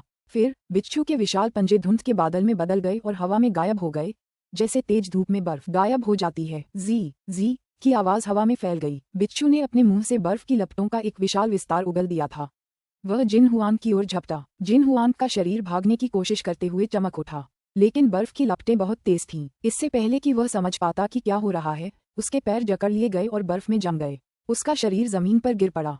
पिंग! एक तेज आवाज निकली और घुटनों के नीचे से उसके पैर जमी हुई बर्फ के टुकड़ों में बदल गए। जिन हुआंग जमीन पर गिरते ही एक भयानक चीख के साथ रो पड़ा। बर्फ के बिच्छू को अपनी ओर आते देखकर उसके चेहरे पर बेबसी के भाव उभर आए। राजकुमारी हुओ वू के चेहरे पर झिझक के भाव उभर आए जब उसने हवा से ये सब देखा। फिर उसने अपनी छाती से चांदी के कुछ ताबीज निकाले। वे चमक रहे थे। उसने उनमें से एक शी म्यू को दिया और जल्दी से बोली, यह मेरा आखिरी तुरुप का पत्ता है। यह मुझे मेरे गुरु ने दिया था। इसे टेलीपोर्टेशन ताबीज कहते हैं। ये किसी व्यक्ति को पल भर में दर्जनों मील दूर भेज सकता है। मैंने इनमें से एक का इस्तेमाल उस दिन किया था जब बंजर भूमि में मुझ पर हमला हुआ था। अब मेरे पास केवल 2 ही बचे हैं। अगर ये तुम्हें किसी दूसरे जानवर की मांद में पहुंचा दे तो तुम वहां कुछ अच्छा भाग्य खोज सकते हो। फिर शी म्यू के कुछ कहने से पहले ही राजकुमारी ने ताबीज अपने शरीर पर चिपका लिया। उसके बाद एक हल्की सी चांदी जैसी चमक उसके पूरे शरीर पर छा गई। अचानक शी म्यू की आंखों के सामने एक हल्की सी चांदी जैसी चमक उठी। अगले ही पल राजकुमारी हुओ वू उस चांदी की रोशनी में गायब हो गई। शू म्यू को अपनी बाह पर अभी भी महकती मीठी खुशबू का एहसास हुआ। उसने चांदी के ताबीज को कसकर पकड़ लिया, लेकिन उसे तुरंत उत्तेजित नहीं किया। इसके बजाय उसने अपनी पीठ के पीछे फड़फड़ा रहे उदास काले पंखों को उकसाया। फिर वह मुड़ा और चांदी के फल वाले पेड़ की ओर दौड़ा। बर्फ बिच्छू ने गुस्से में जोर से हिनहिनाहट भरी आवाज निकाली। उसे शी म्यू के इरादे समझ आ गए थे। फिर उसने जिन हुआंग की तरफ देखा। वह आदमी वहीं खड़ा था जहां वह खड़ा था। उसके पैर खून से लथपथ थे। बिच्छू ने फिर एक पल सोचा। फिर उसने अपना डंक हिलाया और धमकी भरे अंदाज में जिन हुआंग की तरफ रेंगने लगा। शी म्यू का शरीर सुनहरी रोशनी की एक पतली परत से ढका हुआ था। वह चांदी जैसे फलदार पेड़ के करीब पहुंच रहा था, लेकिन वह अपने पीछे की स्थिति से भी वाकिफ था। इस बीच उसके काले पंखों की परछाई धुंधली होती जा रही थी, इतनी कि वह पारदर्शी होने के कगार पर थी। शी म्यू ने एक हृदय विदारक चीख सुनी। अब वह पेड़ से 3 मीटर से भी कम दूरी पर था। अचानक बर्फीले तालाब के पास एक और बर्फ का गोला फटा। बर्फीला बिच्छू फिर तेज आंधी के साथ शी म्यू की ओर दौड़ा। तभी बर्फ के टुकड़ों की एक पारदर्शी छाया तेज ठंडी आंधी के साथ शी म्यू पर टूट पड़ी। शी म्यू ने अपने दांत बींच लिए और आने वाले हमले को नजरअंदाज करने का फैसला किया। फिर उसने 3 हरे पाले के फल पकड़े और मुड़ा। उसके हाथ में मौजूद काले ब्लेड से एक शानदार लाल रोशनी निकल रही थी। तभी 13 लाल ब्लेड की परछाइयां उसके ब्लेड से निकलकर बर्फ के चिमटों की विशाल परछाई से टकराईं, मानो कोई आग जैसा सांप हवा में धमकी भरे इशारे कर रहा हो। कई तरह की चटकने की आवाजें सुनाई दी। 13 ज्वलंत लाल ब्लेड वाली परछाइयां बिच्छू के चिमटों से टकराकर बिखर गईं। हालांकि वे कुछ देर तक बिच्छू के विशाल चिमटों का प्रतिरोध करने में सफल रहीं। शी म्यू ने इस मौके का फायदा उठाया। वह मुड़ा और आखिरी हरा फ्रॉस्ट फल उठा लिया। उसी समय चमकदार चांदी की रोशनियों का एक समूह उभरा और उसके पूरे शरीर को अपनी चपेट में ले लिया।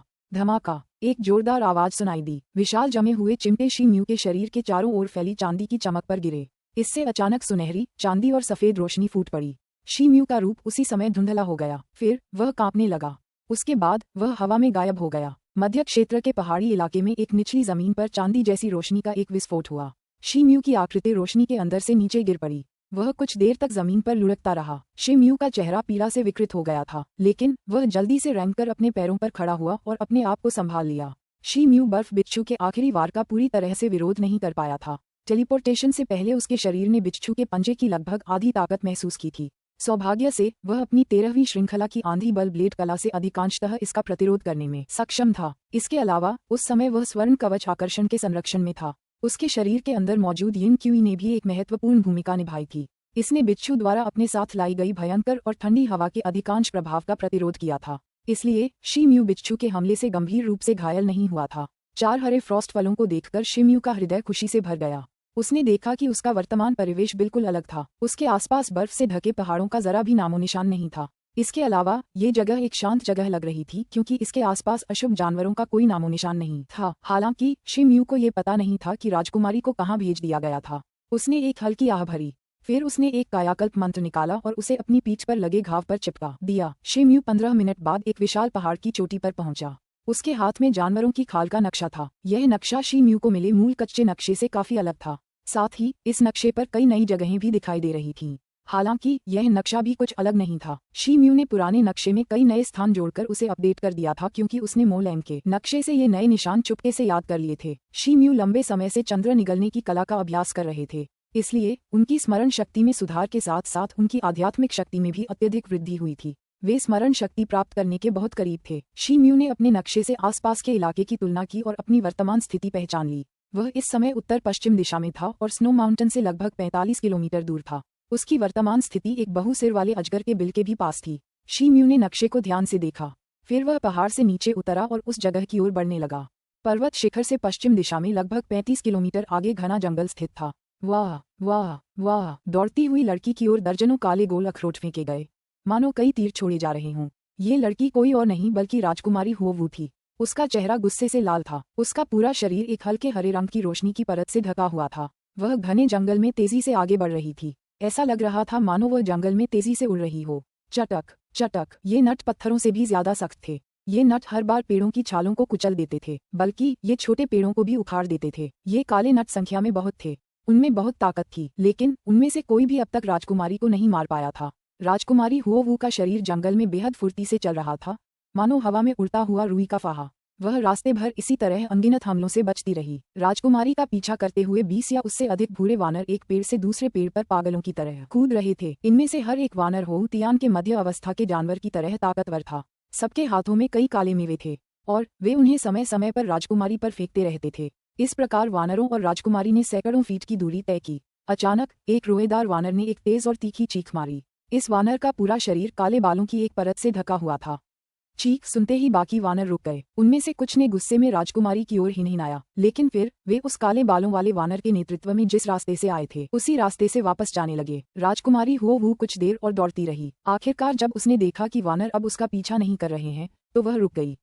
उसने राहत की सांस ली, हालांकि उसकी खूबसूरत भौहें थोड़ी सिकुड़ी हुई थीं। उसने देखा कि उसके शरीर पर कई चोट के निशान थे, यहाँ तक कि उसके कपड़े भी लाल हो गए थे। दुर्भाग्य से उसे भूरे वानरों के एक अड्डे में ले जाया गया था। ये वानर शक्तिशाली और अशुभ जानवर माने जाते थे। उसने जल्दी ही समझ लिया था कि स्थिति अनुकूल नहीं है, इसलिए उसने वानरों के लगातार हमलों से बचने के लिए एक शरीर उठाने वाला मंत्र इस्तेमाल किया था। लेकिन वह उनके हमलों से पूरी तरह बच नहीं पाई थी। परिणामस्वरूप उसे कुछ मामूली चोटें भी आई थीं। राजकुमारी ने एक हरा ताबीज निकाला और उसे अपने शरीर पर चिपका लिया। एक क्षण बाद एक हरी रोशनी चमकी, फिर राजकुमारी के शरीर पर लगे कई घाव तेजी से भरने लगे। दरअसल नंगी आंखों से दिखाई देने वाले घाव भी भर गए। राजकुमारी हुओ वू ने गहरी सांस ली, फिर एक निश्चित दिशा की ओर छलांग लगाते हुए उसकी आकृति चमक उठी। मध्य क्षेत्र में एक पहाड़ी घाटी थी। घाटी में एक साफ पानी की धारा घुमावदार ढंग से बह रही थी। पर्वत घाटी का वातावरण शांत और सुंदर था। हरी भरी पहाड़ियां और साफ पानी था। सचमुच ये देखने लायक एक मनोरम दृश्य था। पूरी पर्वत घाटी तरह तरह के पेड़ों और झाड़ियों से भरी हुई थी। पहाड़ पर कई विशाल और टूटी हुई मूर्तियां खड़ी थीं। ये मूर्तियां आधी मानव और आधी पशु जैसी लग रही थीं। अगर शी म्यू वहां होता तो इन मूर्तियों को तुरंत पहचान लेता। ये मूर्तियां उस मूर्ति से मिलती जुलती थीं जो उसने पहले देखी थी। एक लंबी और एक छोटी आकृतियां इस स्थान की ओर अद्भुत गति से बढ़ती हुई दिखाई दे रही थीं। वे उस स्थान तक पहुंचने के लिए धारा के साथ साथ चल रहे थे। फिर वे घाटी में बिखरी मूर्तियों के पास रुक गए। ये दो व्यक्ति थे, संत जियांग झू और उनके साथी सूगू, मछली की पूंछ वाला व्यक्ति। ये यही होना चाहिए। जियांग झू ने अपने हाथ में नीले क्रिस्टल बॉल को देखा। क्रिस्टल बॉल के अंदर का पॉइंटर हिल रहा था और घाटी की गहराई की ओर इशारा कर रहा था। फिर उसने क्रिस्टल बॉल को संभाल कर रख लिया। उसकी नजर घाटी में बिखरी विशाल मूर्तियों पर पड़ी। उसका चेहरा उत्साह से चमक उठा।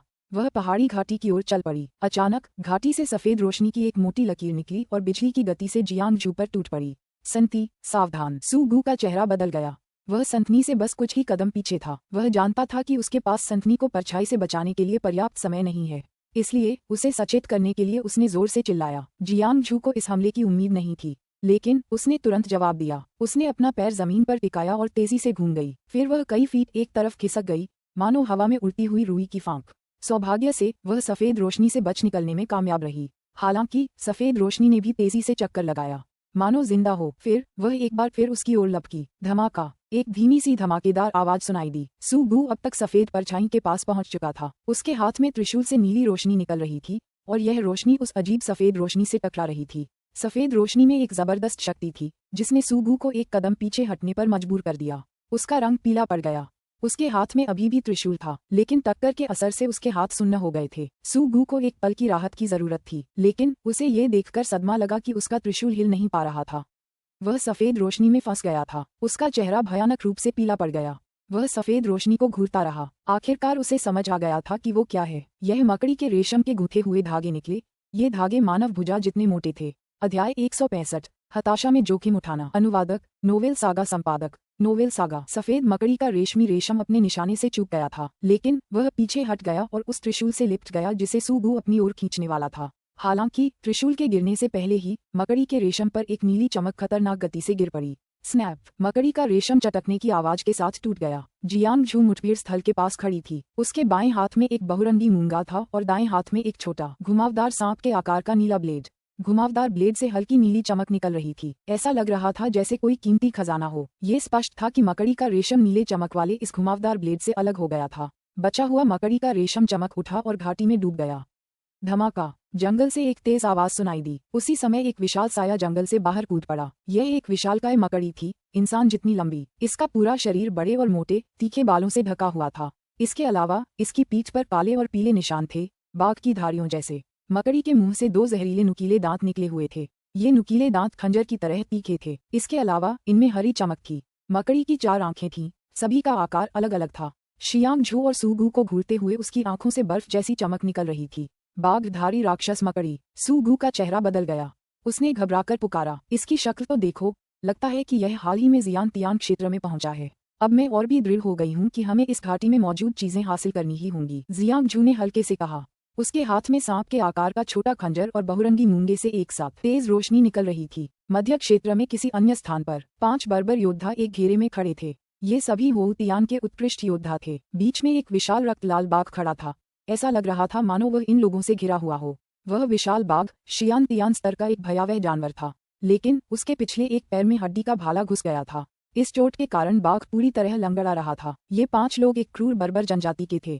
उनकी गतिविधियां काफी लचीली थीं। इसके अलावा उनका आपसी समन्वय भी उत्कृष्ट प्रतीत होता था। उन्होंने दुर्जेय बाघ को चारों ओर से घेर लिया था। बाघ बार बार घेरे से बाहर निकलने की कोशिश कर रहा था, लेकिन जब भी वह भागने की कोशिश करता, 5 लोग उसे रोक लेते, चाहे वह कितनी भी कोशिश कर ले।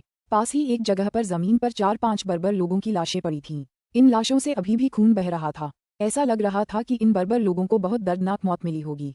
हर कोई मध्य क्षेत्र में कदम रखने के लिए उत्सुक था, चाहे वो क्रूर बर्बर हों, शांतिप्रिय बर्बर हों या समुद्री जाति। मध्य क्षेत्र में प्रवेश करने का एक ही मानदंड था, उन्हें ये जानना था कि क्या वे अपनी किस्मत आजमाने लायक ताकतवर हैं। लेकिन मध्य क्षेत्र में अनगिनत खतरे थे। कई लोग तरह तरह के अशुभ जानवरों का शिकार करने में कामयाब रहे, लेकिन कई लोग इन अशुभ जानवरों का शिकार बन गए और उनका शिकार बन गए। मध्य क्षेत्र में एक काले पहाड़ की चोटी के नीचे दर्जनों फीट ऊंची एक गुफा दिखाई दे रही थी।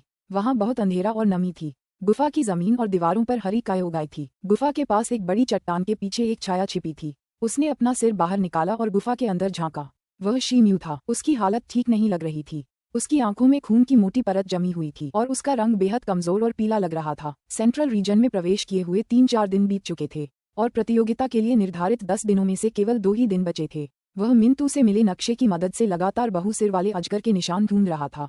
उसने कई जगहों की खोजबीन की थी, लेकिन उसे खाली हाथ ही हाथ मिला था। ये जगह उसकी खोज सूची में आखिरी थी। शीम्यू ने गुफा की ओर देखा।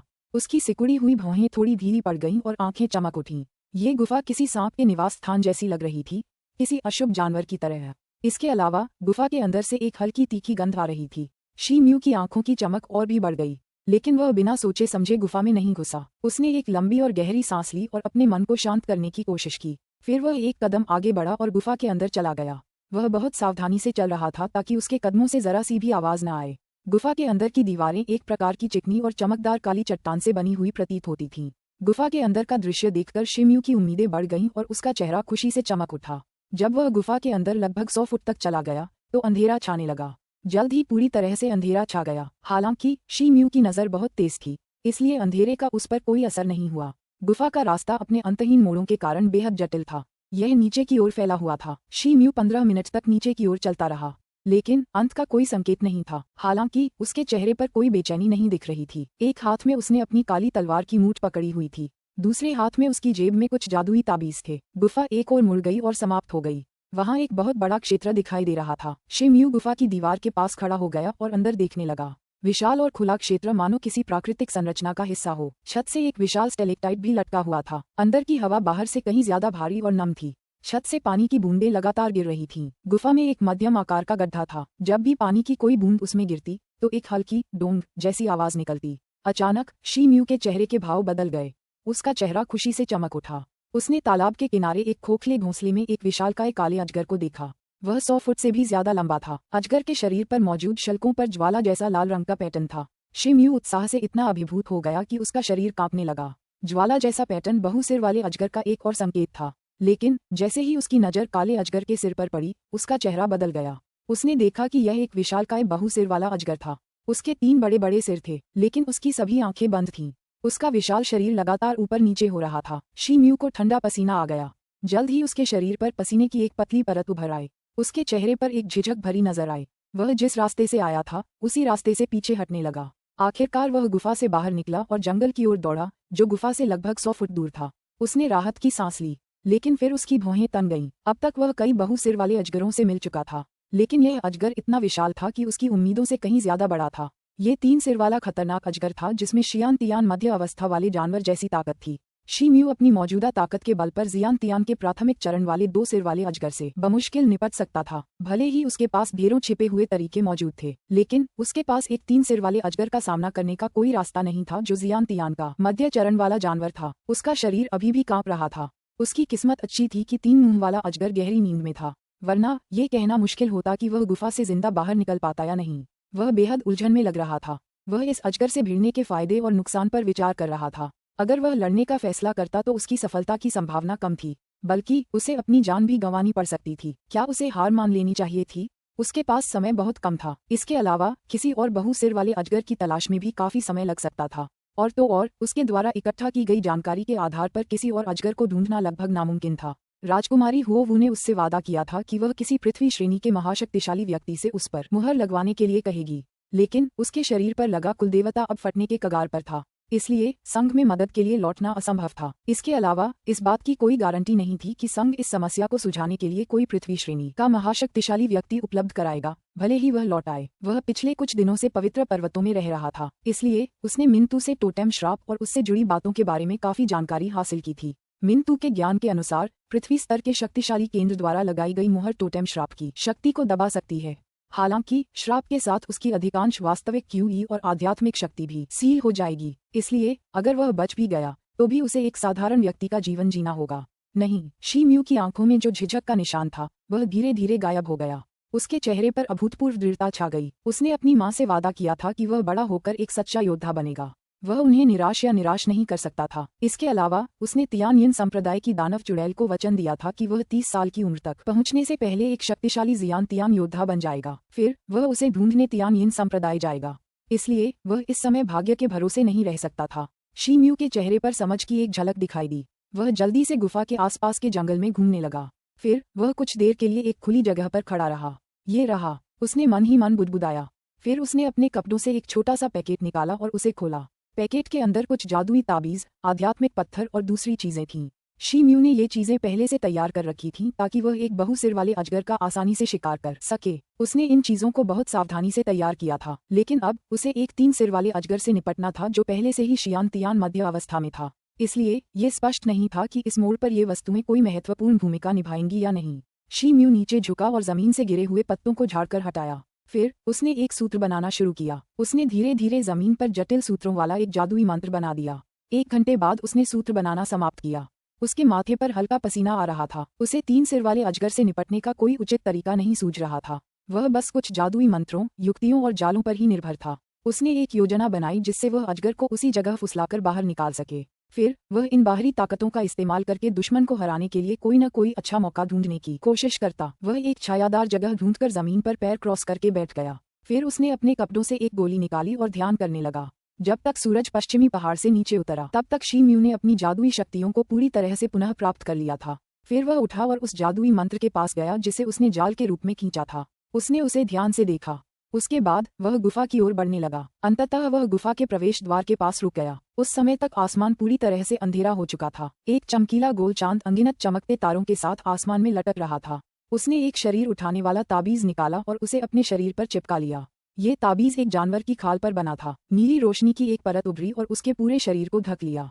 उसे लगा जैसे उसका शरीर बहुत हल्का हो गया है। अब वह गुफा में प्रवेश करने के लिए पूरी तरह तैयार था। अचानक वह चौंक गया। अनायास ही उसके मन में यान लुओ, मानव कंकाल की छवि उभर आई। उसने इसे बहुत पहले बुलाया था, लेकिन वह इसके बारे में लगभग भूल ही गया था। वह एक पल के लिए झिझका, फिर उसने एक मंत्र पढ़ना शुरू कर दिया। उसके सामने जमीन पर काली क्यूई का एक बादल उभरा। फिर एक पतला और छोटा कंकाल उसके सामने आया। ये पहले से भी छोटा था। कंकाल एक जीर्ण शीर्ण अस्थि कवच पहने हुए था। उसके हाथ में एक लंबा अस्थि कवच था। वह कवच उसके शरीर की आधी ऊंचाई का था। उसकी आंखों में एक फीकी सी हरी आत्मा ज्वाला चमक रही थी। शिम्यू ने अपनी आंखें चौड़ी करके कंकाल को घूरा। कंकाल हृष्ट-पुष्ट और शक्तिशाली लग रहा था, किसी सच्चे योद्धा जैसा। क्या ये सचमुच वही फटा हुआ, कमजोर और छोटा कंकाल था जो उसे पहले भी मिला था? वह जिज्ञासु भाव से यान लुओ के चारों ओर घूमा। उसकी आंखों में आश्चर्य के भाव थे। फिर उसने अपनी आध्यात्मिक शक्ति को उत्तेजित किया और उसे यान लुओ पर प्रवाहित कर दिया।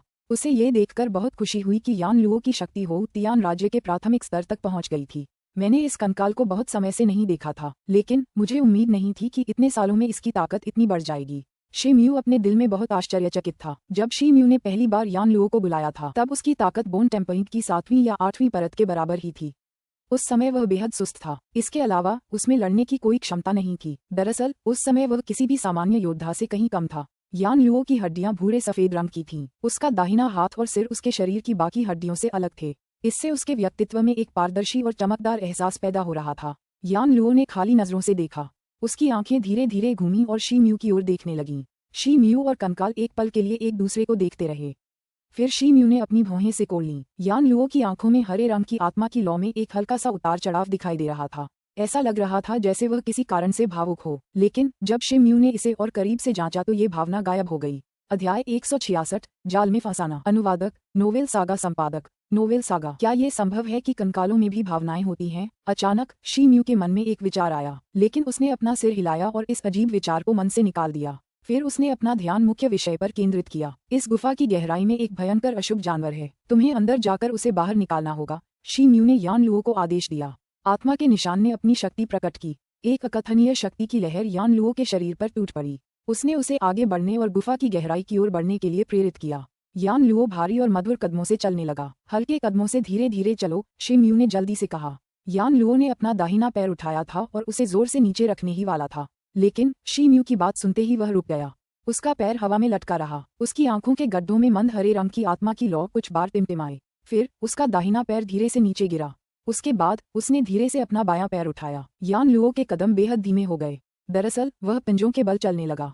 शिम्यू को यह अजीब लगा। उसके कदम अब शांत और बेआवाज हो गए थे। शिम्यू उसकी सुस्त चाल देखकर हक्का बक्का रह गया, लेकिन उसने यान लुओ से ज्यादा उम्मीदें रखने की हिम्मत नहीं की। यान लुओ ने उसके आदेशों का पालन करके और बिना आवाज किए चलते हुए उसकी उम्मीदों को पहले ही पार कर लिया था। शिम्यू ने राहत की सांस ली। फिर उसकी आकृति चमकी और चुपचाप जंगल में गायब हो गई। यान लुओ की आकृति गुफा में और अंदर चली गई। ऐसा लग रहा था जैसे उसे हल्के कदमों से चलने की आदत हो गई हो। अब उसके कदम पहले से कहीं ज्यादा संवेदनशील लग रहे थे। अचानक जब वह विशाल स्थान के करीब पहुंचा तो उसकी आंखों के गड्ढों में आत्मा की ज्वाला टिमटिमा उठी। गुफा की गहराई में एक खतरनाक आभा छा गई। इस वजह से यान लुओ और पास जाने से हिचकिचा रहा था, लेकिन अनुबंध की शक्ति के कारण वह शिम्यू के आदेश की अवहेलना नहीं कर सकता था, इसलिए वह आगे बढ़ता रहा। हालांकि यान लुओ की आत्मा की ज्वाला की चमक थोड़ी कम हो गई थी। फिर उसके कदम हल्के हो गए और उसके शरीर के चारों ओर की आभा फीकी पड़ने लगी। वह जल्द ही गुफा की सबसे गहरी जगह पर पहुंच गया। 3 सिर वाला अजगर आखिरकार तैरता हुआ उसकी नजरों में आ गया। यान लुओ ने सहज रूप से अपनी उपस्थिति छिपाने के लिए अपनी आभा को नियंत्रित कर लिया था, लेकिन उसकी तकनीक की तुलना शिम्यू की तकनीक से नहीं की जा सकती थी। अचानक अजगर का कुंडलित शरीर हिला। उसके 3 विशाल सिरों के ऊपर की 6 आंखें खुल गईं। फिर उसने भयंकर रूप से अपना सिर ऊपर उठाया। अजगर के विशाल सिर घूम गए और उसकी 6 तीखी ठंडी आंखें यान लुओ पर गिर गईं। यान लुओ का शरीर पहले तो सुस्त था, लेकिन फिर उसकी आंखों के गड्ढों में आत्मा की ज्वाला चमक उठी। वह मुड़ा और बिना किसी हिचकिचाहट के गुफा के निकास द्वार की ओर भाग गया। उसकी चाल बेवजह फुर्तीली लग रही थी। अचानक प्रकाश की एक काली किरण बिजली की तरह हवा में चमक उठी और उस स्थान पर बमबारी की जहां यान लुओ एक क्षण पहले खड़ा था। टकराना, कुचले हुए पत्थरों के टुकड़े हर जगह बिखर गए। जमीन में 10 फुट गहरा गड्ढा बन गया। आसपास के इलाके में एक तीखी और अप्रिय गंध फैल गई। अजगर के बाएं सिर से प्रकाश की काली किरण निकल रही थी। उसने कर्कश फुफकार भरी चीख निकाली। उसकी ठंडी आंखों में क्रोध की ज्वाला भड़कती दिखाई दे रही थी। अगर पहले किसी ने उसकी नींद में खलल डाला होता तो वह इतना गुस्सा नहीं दिखाती। हालांकि वह हाल ही में गर्भवती हुई थी, इसलिए उसे लंबी और गहरी नींद की जरूरत थी ताकि वह एक स्वस्थ बच्चे को जन्म दे सके। किसी ने ऐसे नाजुक समय में उसके इलाके में घुसने की हिम्मत की और उसकी जरूरी नींद में खलल डाला। यह एक अक्षम्य अपराध था। अजगर का शरीर पेंडुलम की तरह दाएं बाएं हिलने लगा। अचानक वह एक परछाई में बदल गया और यान लुओ के पीछे दौड़ पड़ा। यान लुओ अब तक गलियारे तक पहुंच चुका था। गाड़ी खतरनाक गति से चल रही थी। हालांकि अजगर की यह अद्भुत गति उसके आगे कुछ भी नहीं थी। उसका शरीर गलियारे की ओर झपटा। फिर उसने अपना शरीर सिकोड़ा और बिजली की गति से आगे की ओर झपटा। ऐसा लग रहा था जैसे धनुष से निकला हुआ तीर। वह पल भर में दर्जनों फीट की दूरी पार कर गया और कंकाल के पास पहुंच गया। अजगर के दाहिने सिर ने अपना मुंह खोला और अपने जहरीले नुकीले दांत नीचे की ओर पटक दिए। उसका इरादा कंकाल को 2 टुकड़ों में कुचलने का था। हालांकि यान लो का शरीर धुंधला हो गया और एक चांदी जैसी आकृति में बदल गया। फिर वह अपनी मूल स्थिति से कई फीट दूर दिखाई देने लगा। वह अजगर के खतरनाक काटने से बचने में कामयाब हो गया था। टकराना। अजगर ने इस स्थिति की कल्पना नहीं की थी। वह अपने सिर की गति को रोक नहीं सका और गुफा की दीवार से जोर से टकराया। ऐसा लगा मानो पूरी गुफा उस झटके से हिल गई हो। पत्थरों के अनगिनत टुकड़े चारों दिशाओं में बिखर गए। यान लुओ ने जोरदार गड़गड़ाहट की आवाज सुनकर भी पीछे मुड़कर नहीं देखा, लेकिन उसकी आंखों के गड्ढों में आत्मा की लौ कांपने लगी, मानो वह स्तब्ध हो। फिर उसने अपनी गति थोड़ी तेज कर दी। जब तक अजगर ने अपना सिर फिर से उठाया, तब तक यान लुओ गुफा के निकास द्वार के पास पहुंच चुका था। अजगर ने अपने मुंह से एक भयंकर फुफकार निकाली। वह गुस्से से जलने लगा।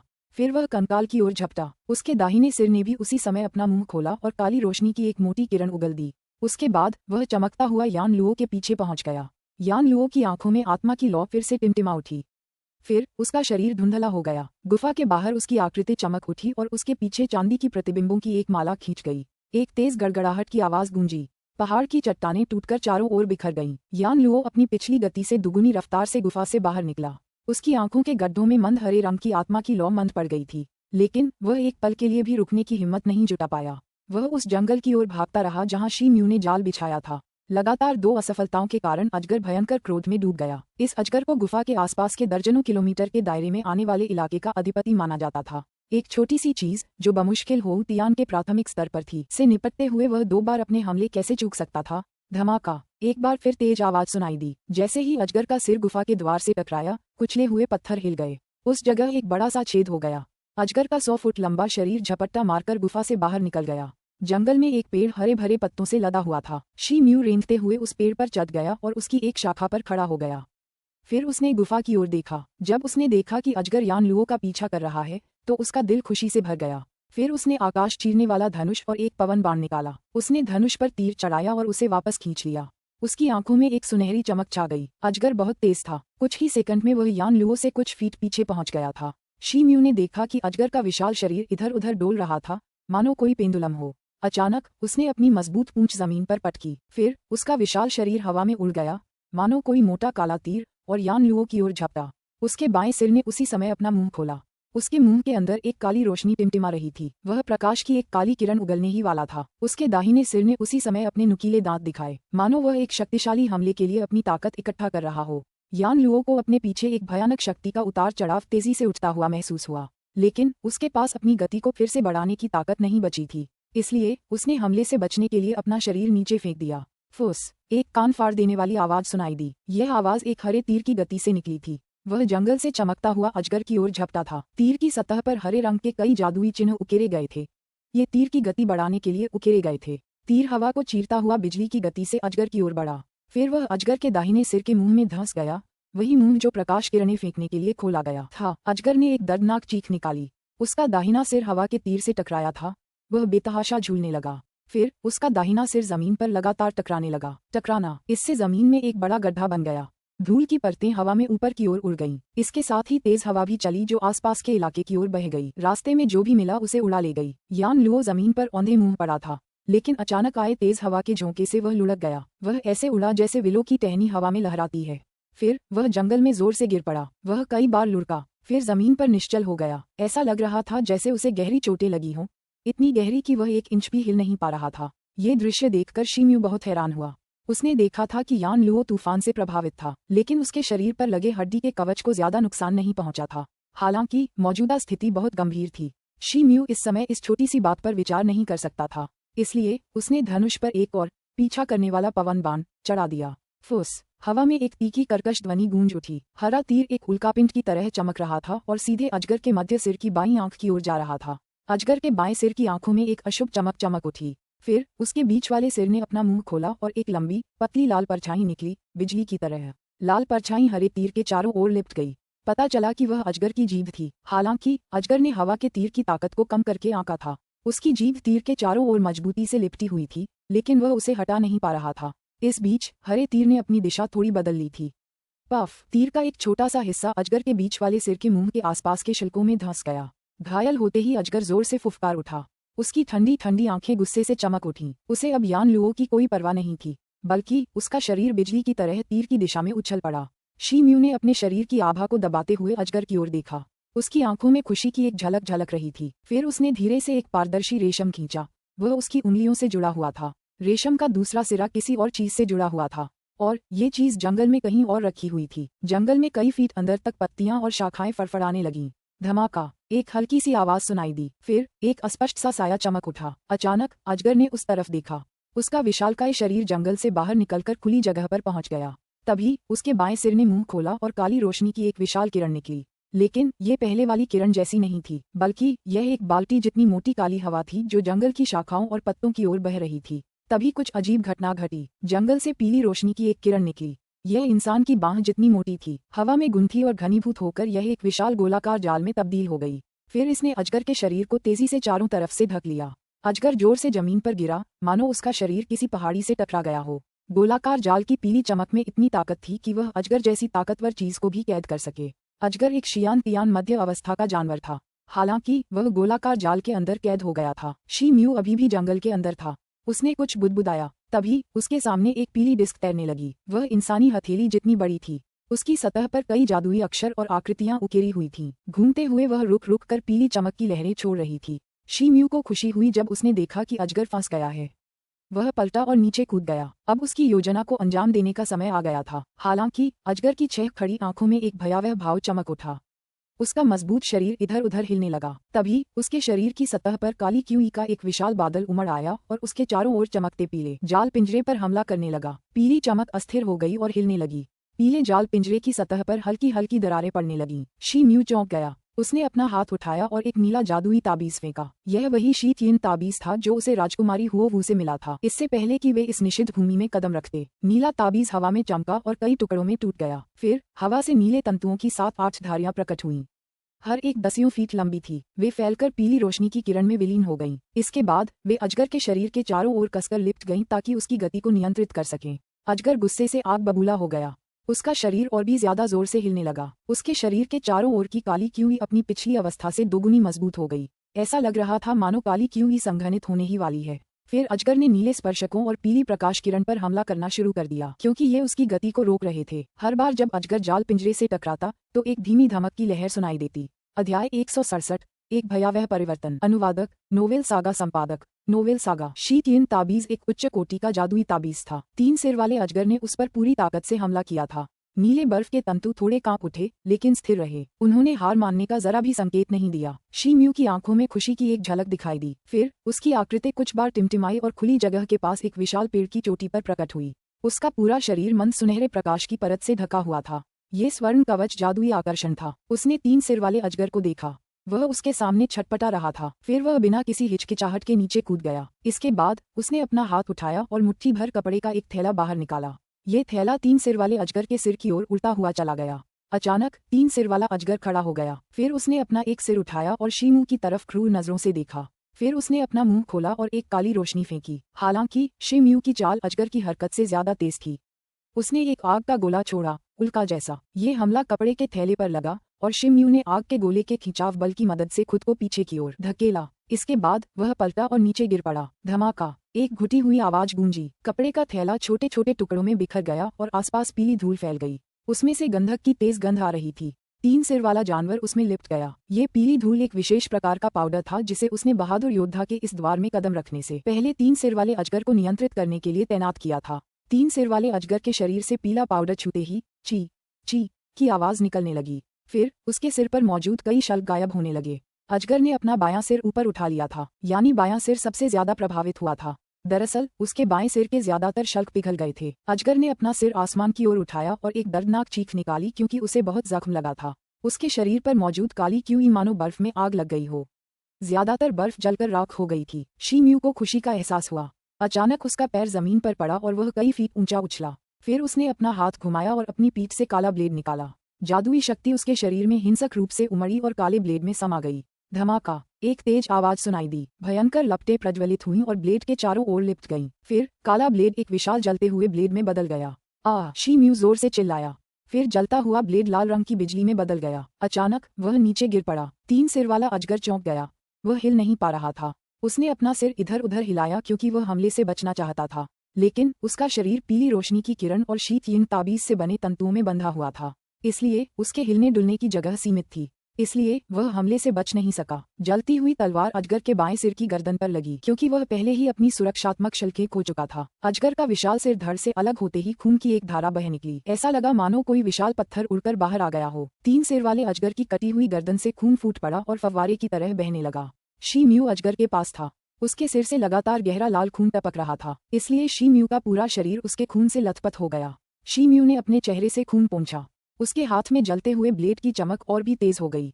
फिर उसने अपनी कलाई हिलाई और जलता हुआ ब्लेड 13 ब्लेडों की परछाइयों में बदल गया। फिर एक अग्नि बादल ऊपर उठा और अजगर के बचे हुए 2 सिरों की ओर लुढ़क गया। अजगर चौंक गया। उसके बाकी 2 सिरों ने तब तक कोई प्रतिक्रिया नहीं की जब तक कि जलते हुए ब्लेड की परछाइयां उनके बिल्कुल पास नहीं आ गईं। तब जाकर अजगर ने आखिरकार प्रतिक्रिया दी, गर्जन। अजगर के बाकी 2 सिरों ने जोर से चीख मारी, मानो किसी अजगर की चीख हो। अजगर के बीच वाले सिर की आंखों में रक्त लाल बत्तियां चमक उठीं। अजगर का शरीर रक्त लाल हो गया। फिर उसने अपना मुंह खोला और ब्लेड की एक परछाई को काट लिया। ब्लेड की परछाई असली निकली।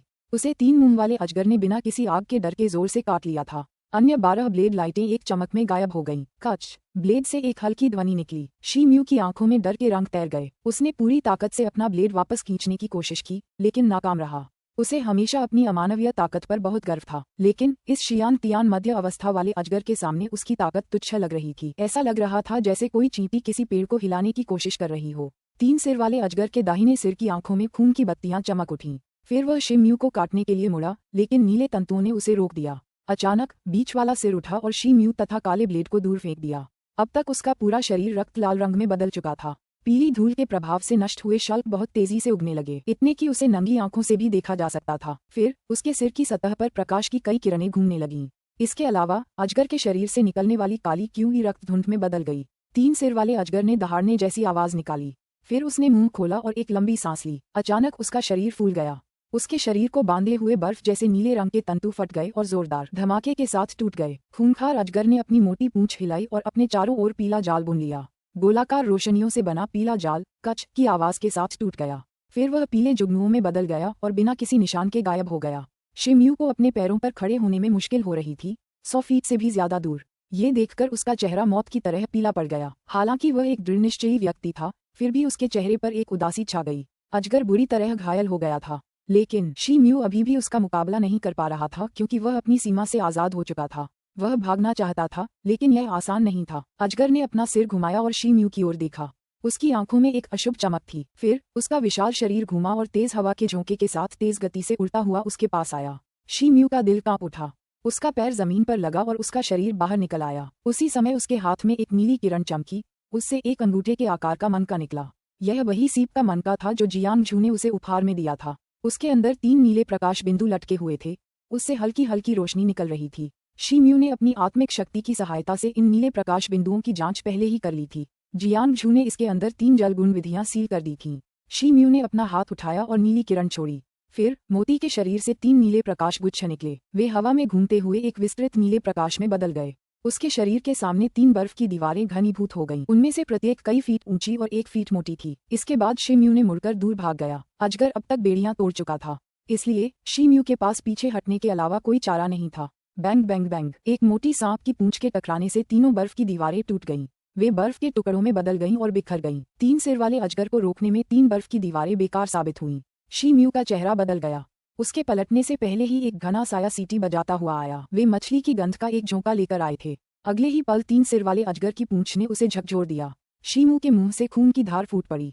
उसका शरीर टूटे हुए बोरे की तरह उछलकर जंगल में जा गिरा। वह कई बड़े पेड़ों से टकराया और जमीन पर गिर पड़ा। जमीन पर पड़े पड़े उसके मुंह से खून की एक बूंद निकली। उसका बायां हाथ अजीब से कोण पर मुड़ा हुआ लग रहा था। पता नहीं उसके शरीर की और कितनी हड्डियां टूटी थीं। अगर उसने स्वर्गीय हाथियों के प्रजनन की कला और एक शक्तिशाली दुष्ट वानर के प्रजनन की कला का अभ्यास न किया होता, तो उसकी हालत एक साधारण इंसान से बेहतर न होती। इसके अलावा अगर उसने वे 3 बर्फ की दीवारें न बनाई होती, तो उसका शरीर टुकड़े टुकड़े हो जाता और उसकी हड्डियां कुचल जाती। शी म्यू को ज्यादा दर्द नहीं हुआ। उसका पूरा शरीर लगभग लकवाग्रस्त हो गया था और उसकी जीवन शक्ति खत्म हो रही थी। आखिरकार मैं अपना वादा पूरा नहीं कर सका, शी म्यू ने सोचा और वह खुद पर हंसा। धमाका! एक तेज आवाज गूंजी। उसके आसपास के जंगल से हवा का एक झोंका आया।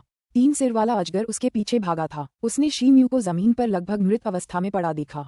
उसकी आंखों में एक अशुभ चमक थी, जरा भी भावशून्य। उसने अपना बड़ा मुंह खोला। उसमें से लाल प्रकाश किरणों के मोटे मोटे गुच्छे निकले और शी म्यू की ओर दौड़ पड़े। शी म्यू अपनी एक उंगली भी नहीं हिला पा रहा था। वह बेबस होकर लाल बत्ती की किरणों को अपनी ओर बढ़ते देख रहा था। अचानक शी म्यू के शरीर के सामने एक साया प्रकट हुआ। वह यान लुओ निकला। यान लुओ की आंखों में हल्के हरे रंग की आत्मिक ज्वाला टिमटिमा उठी। उसने लाल प्रकाश किरण का सामना किया और बिना पीछे हटने के इरादे से एक तेज रोशनी उत्सर्जित की। उसने अपना सिर उठाया और एक धीमी चीख मारी। मुक्का मारते ही उसके दाहिने हाथ पर सफेद रोशनी की एक हल्की परत उभर आई। धमाका, एक घुटी हुई आवाज गूंजी। लाल प्रकाश की किरण यान लुओ के शरीर से टकराई, जैसे कोई हथौड़ा ताल पर टकराता है। वह उड़ गया। कंकाल का आधा हिस्सा फट गया और हवा में ही कई टुकड़ों में बिखर गया। उसका बचा हुआ आधा शरीर बेतरतीब ढंग से जंगल में गिर गया। लाल प्रकाश की किरण का अधिकांश भाग यान लुओ ने रोक लिया था। केवल थोड़ी सी किरण ही शी म्यू के शरीर पर पड़ी थी। शी म्यू का शरीर उड़कर जंगल के अंदर एक खुले स्थान पर गिर गया। उसका पूरा शरीर खून से लथपथ था। उसकी आंखों के भाव लगभग गायब हो गए थे। शी म्यू लगभग बेहोश हो चुका था, लेकिन उसे अपनी हालत का एहसास था। उसके आसपास की हर चीज तेज गति से हिल रही थी। हालांकि उसे समय का बीतना बहुत धीमा लग रहा था। 3 मुंह वाला अजगर बहुत दूर लग रहा था। वह घोंघे की गति से उसकी ओर आ रहा था। उसकी भयानक आवाज उसे हल्की सी सुनाई दे रही थी। उसने अपनी आंख के कोने से देखा कि चांद काले बादलों से ढका हुआ था। बादल धीरे धीरे इधर उधर हो रहे थे। 1/4 घंटे के बाद चमकदार चांदनी ने हल्की सी चांदी जैसी सफेद चमक बिखेरी और शी म्यू के शरीर पर चमक उठी। धमाका, शी म्यू के मन में एक निराशाजनक ध्वनि सुनाई दी। अचानक कई चौड़े सेम के आकार के क्रिस्टल के दाने टूट गए और एक चमकदार पूर्णिमा में बदल गए। उस प्रबल और शुद्ध ऊर्जा का एक अंश उमड़कर शी म्यू के शरीर में प्रवेश कर गया। अचानक शी म्यू की धुंधली चेतना शांत हो गई। उसे एहसास हुआ कि उसका अपने शरीर पर कोई नियंत्रण नहीं है। बस शी म्यू के शरीर से एक अनोखी लहर निकली। फिर उसकी आंखों के सामने चांदनी में अनगिनत प्रकाश बिंदु प्रकट हुए। उसके बाद अनगिनत प्रकाश बिंदु आकाश से उठे और चांदी की रोशनी की वर्षा बनकर नीचे गिरे। वे शी म्यू के शरीर में विलीन हो गए। ऐसा लगा मानो आकाशगंगा का कोई तारा समुद्र में गिर पड़ा हो। ये स्थिति वैसी ही लग रही थी जैसी उसने स्वप्न में चंद्रमा को निगलने की कला का अभ्यास करते समय देखी थी। लेकिन चंद्रमा को निगलने की कला का अभ्यास करते समय उसने चांदनी का इतना विशाल सार कभी ग्रहण नहीं किया था। अनगिनत चांदनी का सार शी म्यू के शरीर में समा गया। फिर उसके शरीर के अनगिनत घाव बिजली की गति से भरने लगे, यहाँ तक कि उसकी टूटी हुई हड्डियां भी अपने आप जुड़ने लगीं। अचानक शी म्यू की रक्त वाहिकाओं की गहराई में एक प्रकार की ऊष्मा प्रवाहित होने लगी। ये तेजी से उसके पूरे शरीर की नसों में फैलने लगी। गर्मी के साथ साथ उसके शरीर में एक तेज दर्द भी दौड़ गया। उसे ऐसा लग रहा था जैसे अनगिनत चाकुएं उसकी नसों को चीर रहे हों। का शी म्यू के शरीर की सतह से चांदी जैसी रोशनी की एक परत उभरी। उसके शरीर के अनगिनत हिस्सों से जोड़ों के चटकने की आवाजें उठीं। फिर उसका शरीर बिजली की गति से फूलने लगा, मानो फूल गया हो। पलक झपकते ही वह 70-80 मीटर की ऊंचाई तक फूल गया। उसकी छाती, पेट और अंगों से कई मोटी और मजबूत मांसपेशियां उभर आईं। उसके पूरे शरीर की त्वचा पर, यहाँ तक कि उसके चेहरे पर भी अनगिनत घने और लंबे चांदी जैसे बाल उगने लगे। उसके मुंह से तीखे और मोटे सफेद दांत निकल आए और उसकी उंगलियों से तीखे और लंबे पंजे निकल आए। कुछ ही सांसों में शी म्यू एक विशालकाय सफेद वानर में बदल गया। फिर उसने अपनी छाती को हाथों से पीटा और आसमान में एक लंबी सीटी बजाई। अध्याय 168, मृत्यु तक यातना। अनुवादक, नोवेल सागा संपादक, नोवेल सागा। शी म्यू चौंक गया। वह अपने शरीर पर नियंत्रण नहीं रख पा रहा था। उसे वैसी ही अनुभूति हो रही थी जैसी उसे सपनों में चांद निगलने की कला का अभ्यास करते समय होती थी। धमाका, जंगल से एक तेज आवाज गूंजी। फिर एक कंकाल का हाथ ऊपर की ओर उठता हुआ दिखाई दिया। ऐसा लग रहा था मानो वह कंकाल जमीन से सहारा लेकर ऊपर उठने की कोशिश कर रहा हो। उसके बाद एक कंकाल का सिर ऊपर उठा। उसकी आंखों के गड्ढों में एक हल्के हरे रंग की आत्मा की लौ टिमटिमा रही थी। वह कोई और नहीं बल्कि यान लुओ ही था। यान लुओ की खोपड़ी और दाहिना हाथ उसकी छाती की हड्डी के छोटे से हिस्से से बमुश्किल जुड़े हुए थे। उसके शरीर के बाकी हिस्से हवा में गायब हो गए थे। जब चंद्रमा उस पर चमक रहा था तो उसका शेष शरीर सफेद रोशनी से चमक रहा था, रत्नों की चमक की तरह। अचानक उसकी आंखों के गड्ढों में मंद हरे रंग की आत्मा की ज्वाला हिंसक तरीके से कांपने लगी, क्योंकि उसने देखा कि शी म्यू एक सफेद बंदर में बदल गया था।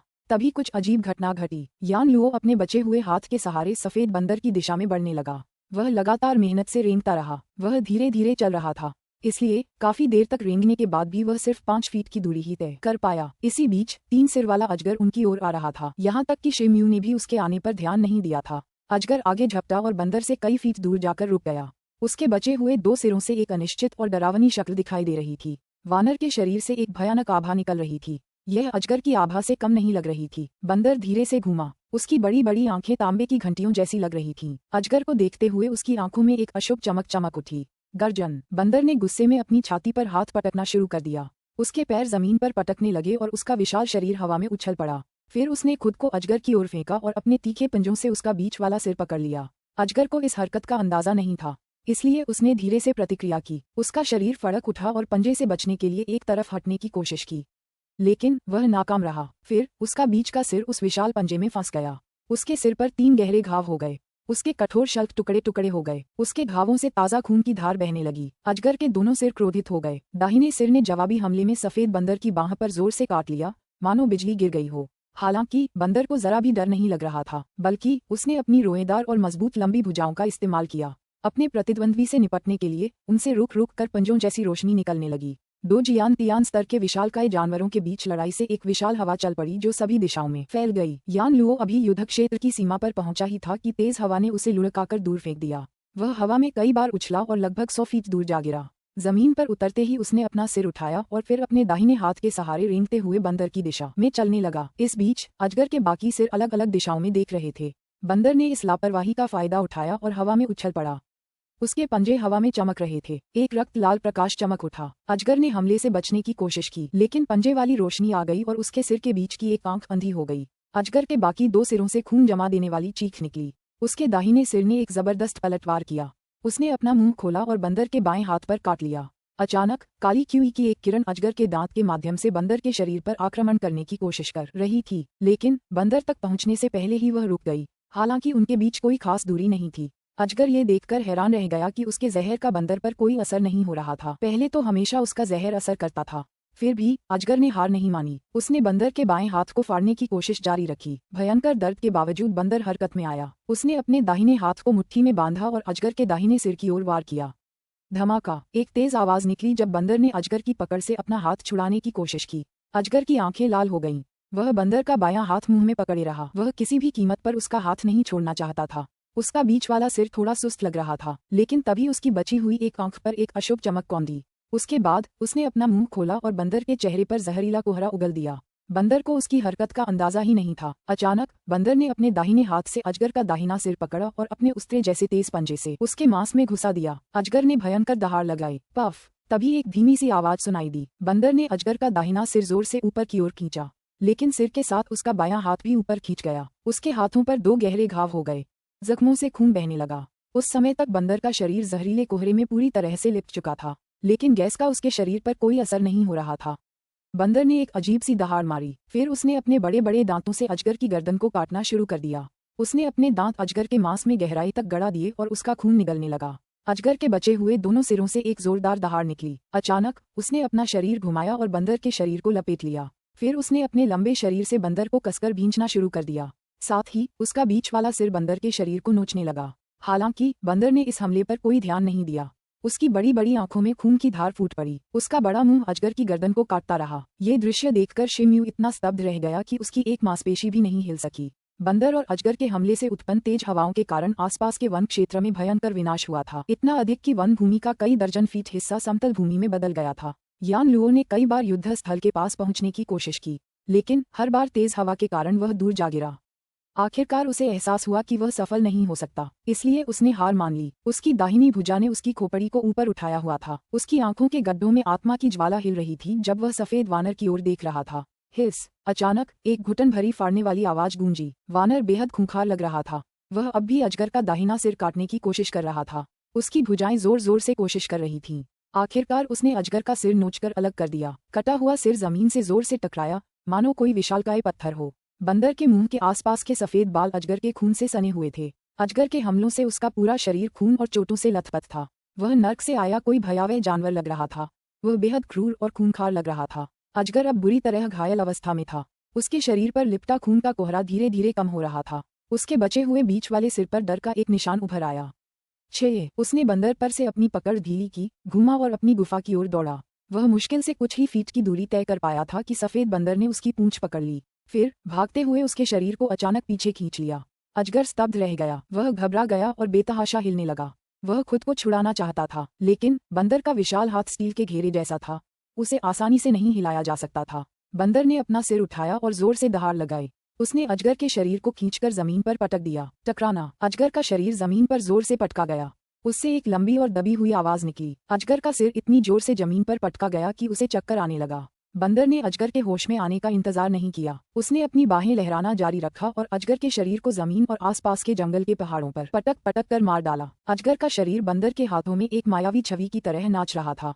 बैंग बैंग बैंग, हिंसक ध्वनियों की एक श्रृंखला गूंज उठी। जमीन पर कई बड़े बड़े गड्ढे बन गए थे। आसपास का कई दर्जन फीट के दायरे में फैला जंगल जमींदोज हो गया था। पास का पहाड़ मानो अजगर के खून से रंगा हुआ लग रहा था। अजगर के शल्क हर जगह बिखरे पड़े थे। यह एक बेहद भयावह दृश्य था। अजगर ने पहले तो विरोध करने की कोशिश की, लेकिन धीरे धीरे उसका प्रतिरोध कमजोर होता गया। आखिरकार उसका शरीर नर्म पड़ गया और उसकी सांसें रुक गईं। धमाका, एक तेज आवाज सुनाई दी। बंदर ने अपनी बाहें घुमाईं और अजगर के शरीर को पहाड़ की दीवार पर जोर से पटक दिया।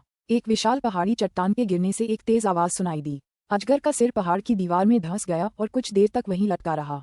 बंदर गुस्से से दहाड़ा। उसके हाथों ने अजगर की पूंछ ढीली कर दी। फिर वह हवा की तरह आगे बढ़ा। पलक झपकते ही वह पहाड़ की दीवार के सामने पहुंच गया। उसके बाद उसने अजगर के सिर पर मुक्का मारा और उसे पहाड़ की दीवार में और धंसा दिया। फिर उसने अजगर के बीच वाले सिर पर मुक्कों की बौछार शुरू कर दी। 20-30 घूंसे मारने के बाद ही वह रुका। पहाड़ की दीवार जोर से हिली। कई बड़े बड़े पत्थर टूटकर चारों तरफ बिखर गए। उनमें से कुछ तो वानर के शरीर से टकराए भी, लेकिन हर बार जब वे उसके शरीर से टकराए तो वापस उछलकर वापस आ गए।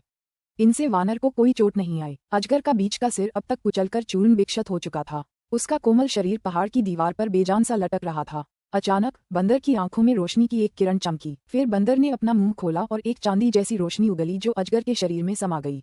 तभी अजगर के शरीर से चांदी की रोशनी में लिपटे काले प्रकाश गोलों का एक समूह बाहर निकला। उसके साथ एक 3 सिर वाला अजगर का एक छोटा सा नमूना भी बाहर तैरता हुआ आया। काली रोशनी की गेंदों का वह समूह खुद को छुड़ाने के लिए संघर्ष कर रहा था, लेकिन अगले ही पल उसे बंदर ने निगल लिया। वानर ने अपना सिर उठाया और जोर से दहाड़ लगाई। फिर उसने अपनी छाती पर भयंकर ढोल बजाना शुरू कर दिया। अचानक उसकी आंखें भावशून्य हो गईं और उसका पहाड़ जैसा विशाल शरीर पीछे की ओर गिर पड़ा। शी-म्यू ने सब कुछ एक दर्शक की तरह देखा था। उसे लगा जैसे उसके अपने जीवित रूप ने एक जियान तियान मध्य अवस्था के दुर्जेय जानवर का वध कर दिया हो। ये भयावह दृश्य देखकर वह भयभीत हो गया। तभी उसकी आत्मा में एक चक्कर सा आया और वह सो गया। वानर के शरीर से एक तेज आवाज फूट पड़ी। फिर उसका विशाल शरीर तेजी से सिकुड़ने लगा। कुछ ही सांसों में वह शी-म्यू के आकार का हो गया, लेकिन उसके कपड़े फटे हुए थे। वह नंगा और निश्चल जमीन पर पड़ा था। उसके आसपास सब कुछ अपनी सामान्य शांत अवस्था में लौट आया, लेकिन अराजक वातावरण उस युद्ध की तीव्रता को साफ तौर पर दर्शा रहा था जो कुछ समय पहले वहां हुआ था। अचानक दूर से एक सरसराहट की आवाज सुनाई दी। ऐसा लगा जैसे गिरी हुई टहनियां और पत्ते हटाए जा रहे हों। पता चला कि यह आवाज एक टूटे हुए कंकाल से आ रही थी। वह यान लुओ था। उसकी आंखों के गड्ढों में आत्मा की ज्वाला टिमटिमा उठी। उसने अपने बचे हुए हाथ से अपने शरीर को सहारा दिया और शी-म्यू की ओर रेंगने लगा। थोड़ी देर बाद वह आखिरकार शी-म्यू के पास पहुंच ही गया। उसकी आत्मा की लौ उसके चेहरे को देखते ही कांप उठी, मानो किसी बात पर विचार कर रही हो। फिर उसने हिचकिचाते हुए अपना दाहिना हाथ उठाया और शी-म्यू के चेहरे को छुआ। फिर उसने अपना हाथ वापस खींच लिया। यान लुओ की आंखें अभी भी टिमटिमा रही थीं। इससे उसकी संदिग्ध मनस्थिति का पता चल रहा था। फिर उसकी आत्मज्वाला अंततः अपनी मूल अवस्था में आ गई। यान लुओ की आंखें चमक उठी, मानो उसने कुछ तय कर लिया हो। उसने पलटकर पास पड़े रक्त लाल चमड़े के थैले की ओर देखा। वह जानवर आत्मा का थैला था। वह रेंगकर चमड़े का थैला पकड़ लिया। जैसे ही उसके दाहिने हाथ ने थैले की रस्सी खींची, उसकी आत्मा की ज्वाला कांप उठी। फिर उसने अपना मुंह खोला और एक जोरदार चूषण किया। थैले से कई हल्की गेंदें निकलकर उसके मुंह में चली गईं। फिर यान लुओ ने उन सबको निगल लिया। जैसे जैसे जानवरों की आत्माएं उसके मुंह में डूबती गईं, उसकी आत्मा की लौ का रंग हल्के हरे से गहरे हरे रंग में बदल गया। वह और भी ठोस हो गई। यान लुओ ने कुछ ही देर में सारी आत्माएं निगल ली थीं, और उसकी आत्मा की लौ का रंग भी पूरी तरह बदल गया था। वह गहरे हरे रंग की हो गई थी और उसके चारों ओर एक चमकती लेकिन हल्की नीली रोशनी फैल गई थी। यान लुओ ने अपना सिर उठाया और एक खामोश दहाड़ लगाई। फिर उसका दाहिना हाथ एक गिरे हुए पेड़ के पास पड़े हड्डी के एक बड़े टुकड़े की ओर बढ़ा। यान लुओ ने अपनी काली चीख छोड़ी और हड्डी के टुकड़ों को जोड़ने लगा। यान लुओ के टूटे हुए शरीर के अंग पल भर में ठीक हो गए, लेकिन उसके शरीर पर अभी भी कई दरारें दिखाई दे रही थीं। यान लुओ ने फिर मुड़कर बेहोश शी-म्यू की ओर देखा। अचानक उसके शरीर की सतह पर एक काली रोशनी उभरी। फिर उसका शरीर एकाकार हो गया और बिना किसी निशान के गायब हो गया। खाली जानवर आत्मा बैग बेहोश शी-म्यू के बगल में गिर गया।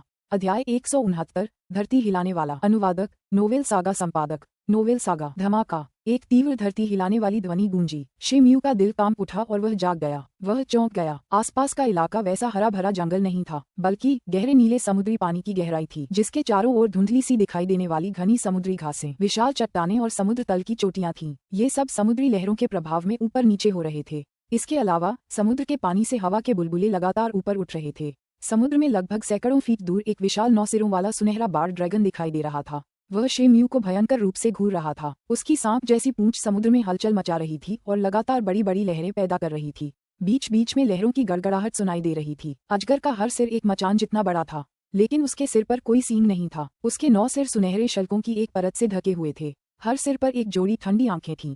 वे मानो उसके सिरों से बाहर निकली हुई लग रही थीं। वे किसी नगर द्वार जितनी विशाल थीं। उसकी पुतलियां सुनहरे रंग की थीं, लेकिन वे ठंडी और भावहीन लग रही थीं। उसका शरीर लगभग 1000 फीट लंबा था। उसका शरीर अनगिनत सुनहरे शल्कों से ढका हुआ था। हर शल्क एक दरवाजे जितना बड़ा था। हालांकि कुछ जगहों पर शल्क टूटे हुए थे, उनसे खून टपक रहा था। ऐसा लग रहा था जैसे उन्हें किसी धारदार हथियार से चकनाचूर किया गया हो। अजगर के 9 विशाल सिर बीच बीच में जोरदार दहाड़ रहे थे। इसके अलावा उसका विशाल शरीर समुद्र में लगातार घूम रहा था। उसके पेट के नीचे कुछ फुट लंबे सुनहरे पंजे दिखाई दे रहे थे। शेम्यू हैरान रह गया। क्या अब वह बर्बर लोगों की निषिद्ध भूमि में नहीं था? अचानक उसे कुछ एहसास हुआ। अपनी चेतना को टटोलते हुए वह चौंका। उसे याद आया कि वह एक विशाल वानर में बदल गया था। उसका शरीर चांदी सफेद रंग का था। इसके अलावा इसी समुद्र में एक विशाल सफेद वानर भी खड़ा था, लेकिन बंदर के चेहरे के भाव बहुत बदल गए थे। उसका धूसर काला चेहरा असामान्य रूप से क्रूर लग रहा था। उसके 4 नुकीले दांत उसके मुंह से बाहर निकले हुए थे, मानो भयानक लग रहे हों। उसका विशाल मांसल शरीर पहाड़ जैसा मजबूत और भयानक लग रहा था। उसकी उंगलियां कुछ फीट लंबी थीं। हथेलियां ताड़ के पत्तों से बने पंखे जैसी लग रही थीं। उन उंगलियां में चांदी के लंबे लंबे नाखून थे जो कुछ फीट लंबे थे। वे छुरे जैसे तीखे लग रहे थे। उन नाखूनों के बीच खून से सना मांस हल्का सा दिखाई दे रहा था। शेम्यू अचंभित रह गया जब उसे एहसास हुआ कि वह स्वप्नलोक में प्रवेश कर गया है। दहाड़! एक जोरदार ड्रैगन दहाड़ गूंजी। अचानक बाढ़ का अजगर फजी हो गया और वानर के सामने प्रकट हुआ। उसके 9 सिर लहरा रहे थे और उसकी 18 बड़ी आंखें भयंकर रूप से चमक रही थीं। फिर उसका विशाल और रक्तरंजित मुंह खुल गया और उसने वानर के पूरे शरीर पर काटना शुरू कर दिया। बंदर ने अपना सिर उठाया और दहाड़ा। फिर बिना किसी डर के उसने अपने हाथ हिलाए। उसके विशाल हाथ बिजली की तरह चमक उठे और अजगर की दोनों बीच वाली गर्दनें पकड़ लीं। फिर उसने जोर लगाकर अपने तीखे नाखून अजगर की गर्दनों में गड़ा दिए। जैसे ही उसके नाखून अजगर के सुनहरे शल्कों में घुसे, दांतों को खट्टा कर देने वाली घर्षण ध्वनि निकली। Puff puff! मांस में चुभती हुई धारदार तलवार की तीखी आवाजें लगातार गूंजने लगी थीं। बंदर के तीखे नाखूनों ने अजगर के सुनहरे शल्कों को तोड़ दिया और उसके शरीर में घुस गए। अजगर का खून समुद्र में बह निकला और समुद्र की सतह लाल हो गई। हालांकि सुनहरे शल्कों के कारण बंदर के नाखून ड्रैगन की त्वचा में गहराई तक प्रवेश नहीं कर पाए। इस बीच अजगर के बाकी 7 सिर वानर के कंधों, बाहों, पीठ और शरीर के अन्य हिस्सों पर लगातार काट रहे थे। इससे वानर का शरीर ऐसा लग रहा था मानो खून से नहा गया हो। लेकिन वानर के शरीर की सतह पर चांदी जैसी हल्की सी रोशनी थी। उसके घाव लगातार भर रहे थे, इसलिए हर बार घायल होने पर वानर जल्दी ठीक हो जाता था। परिणामस्वरूप ड्रैगन बंदर को कोई घातक चोट पहुंचाने में असफल रहा। अचानक अजगर की आंखों में एक अशुभ रोशनी चमक उठी। उसका शरीर सांप की तरह बंदर के चारों ओर घूम गया। फिर उसने बंदर के चारों ओर मजबूती से लिपट गया। इसके बाद उसका शरीर अकड़ने लगा। उसने उसी समय वानर के शरीर पर जबरदस्त बल लगाया। इस जबरदस्त बल के कारण वानर का चेहरा बैंगनी लाल हो गया। दहाड़! बंदर ने अपना सिर उठाया और जोर से दहाड़ा। वानर के शरीर पर चमकती चांदी की चमक अचानक प्रचुर मात्रा में प्रकट हुई। वानर का शरीर फूल गया और अजगर को धकेलने लगा। पहाड़ जैसे विशालकाय बंदर का सामना करते समय ड्रैगन के चेहरे पर भय के भाव दिखाई दिए। बंदर के हाथों ने जोरदार दबाव डाला और अजगर के जवाब देने से पहले ही उसके सिर को खींच लिया। उसके हाथों से एक जबरदस्त ताकत निकली और अजगर के सिर पर गिर पड़ी। कच! एक धीमी आवाज सुनाई दी। बंदर ने अजगर के बीच के 2 सिर खींच लिए। इससे अजगर पर गहरे घाव हो गए। अजगर के घावों से भारी मात्रा में खून बहने लगा और समुद्र का पानी दूषित हो गया। अजगर के बाकी 7 सिर तेज दर्द के मारे एक भयानक चीख के साथ चीख उठे। अजगर ने अपना शरीर वानर के शरीर से अलग कर लिया। फिर उसने अपने शरीर को बेतहाशा मरोड़ना और घुमाना शुरू कर दिया। लेकिन इस प्रक्रिया में वह वानर के शरीर पर कोड़े बरसाता रहा। ड्रैगन का लगभग 100 फुट लंबा रस्सी जैसा मजबूत शरीर लगातार आसपास की विशाल चट्टानों से टकरा रहा था। इससे कई भूस्खलन और दरारें पड़ गईं। अस्त व्यस्त समुद्री जल धीरे धीरे एक विशाल भंवर में बदल गया। गड़गड़ाहट! एक तेज गड़गड़ाहट की आवाज सुनाई दी। समुद्र के अंदर स्थित पर्वत शिखर टूटकर गिर पड़े। भंवर और भी बड़ा हो गया। 100 फुट के दायरे में सब कुछ धीरे धीरे ढह गया। इससे एक गहरा और विशाल भंवर बन गया। गर्जन! बंदर ने जोर से दहाड़ते हुए अजगर के दोनों सिर फाड़ने के लिए जोर लगाया। आखिरकार दोनों सिर बाहर खींच लिए गए। रक्त की एक धार फव्वारे की तरह समुद्र में बह निकली और समुद्र का पानी लाल हो गया। अजगर के बाकी 7 सिर दर्द से कराह उठे। अचानक अजगर का विशाल शरीर मुड़ा, घूमा और एक सुनहरी रोशनी में बदल गया। फिर वह चौंका देने वाली गति से किसी दूर स्थान की ओर भाग गया। बंदर ने अपना विशाल मुंह खोला और 2 कटे हुए सिरों में से एक को अपने अंदर डाल लिया। फिर उसे चबाने लगा। फिर उसे निगल गया। फिर उसने दूसरे सिर को पकड़कर अपने मुंह में दबा लिया और उसे भी निगल गया। इसके बाद वह चांदी की रोशनी में बदल गया और आगे की ओर तेजी से बढ़ने लगा। बंदर की चांदी की रोशनी अजगर की सुनहरी रोशनी से कहीं ज्यादा तेज थी। अब तक अजगर वानर से कई हजार फीट दूर पहुंच चुका था, लेकिन कुछ ही देर बाद वानर ने उसे पकड़ लिया। 10 राउंड की लड़ाई के बाद वानर के लोहे के चिमटे जैसे पंजों ने अजगर के दो और सिर पकड़ लिए। अजगर की आंखों में एक उन्मत्त रंग दिखाई दिया। उसके पूरे शरीर से एक शानदार सुनहरी रोशनी निकल रही थी। फिर उसके सातों सिर एक अजीब सा मंत्र पढ़ने लगे। मंत्र की ध्वनि चारों दिशाओं में गूंज उठी, मानो कोई धीमी गड़गड़ाहट हो। बंदर की आंखों में तिरस्कार भरी एक झलक उभरी। जैसे ही वह दहाड़ा, उसकी चांदी जैसी चमक और भी बढ़ गई। फिर उसके शरीर पर एक असामान्य रूप से तेज रोशनी की धुंधली परत उभर आई। बंदर ने अजगर के सिर फाड़ने के लिए बहुत जोर लगाया, लेकिन वह नाकाम रहा क्योंकि अजगर का शरीर एक सुनहरे प्रकाश वाले कवच से ढका हुआ था। वानर की आंखों के सामने अनगिनत सुनहरे ताबीज उभरने लगे। फिर ये ताबीज कई सुनहरे मोतियों में बदल गए। उनसे रुक रुक कर भयानक लहरें निकल रही थीं। ये लहरें जादुई शक्ति से बनी थीं, लेकिन जैसे ही मंत्र समाप्त हुआ, सातों सिर नीचे गिर गए। यहाँ तक कि उसके शरीर के चारों ओर का सुनहरा प्रकाश भी मंद पड़ गया।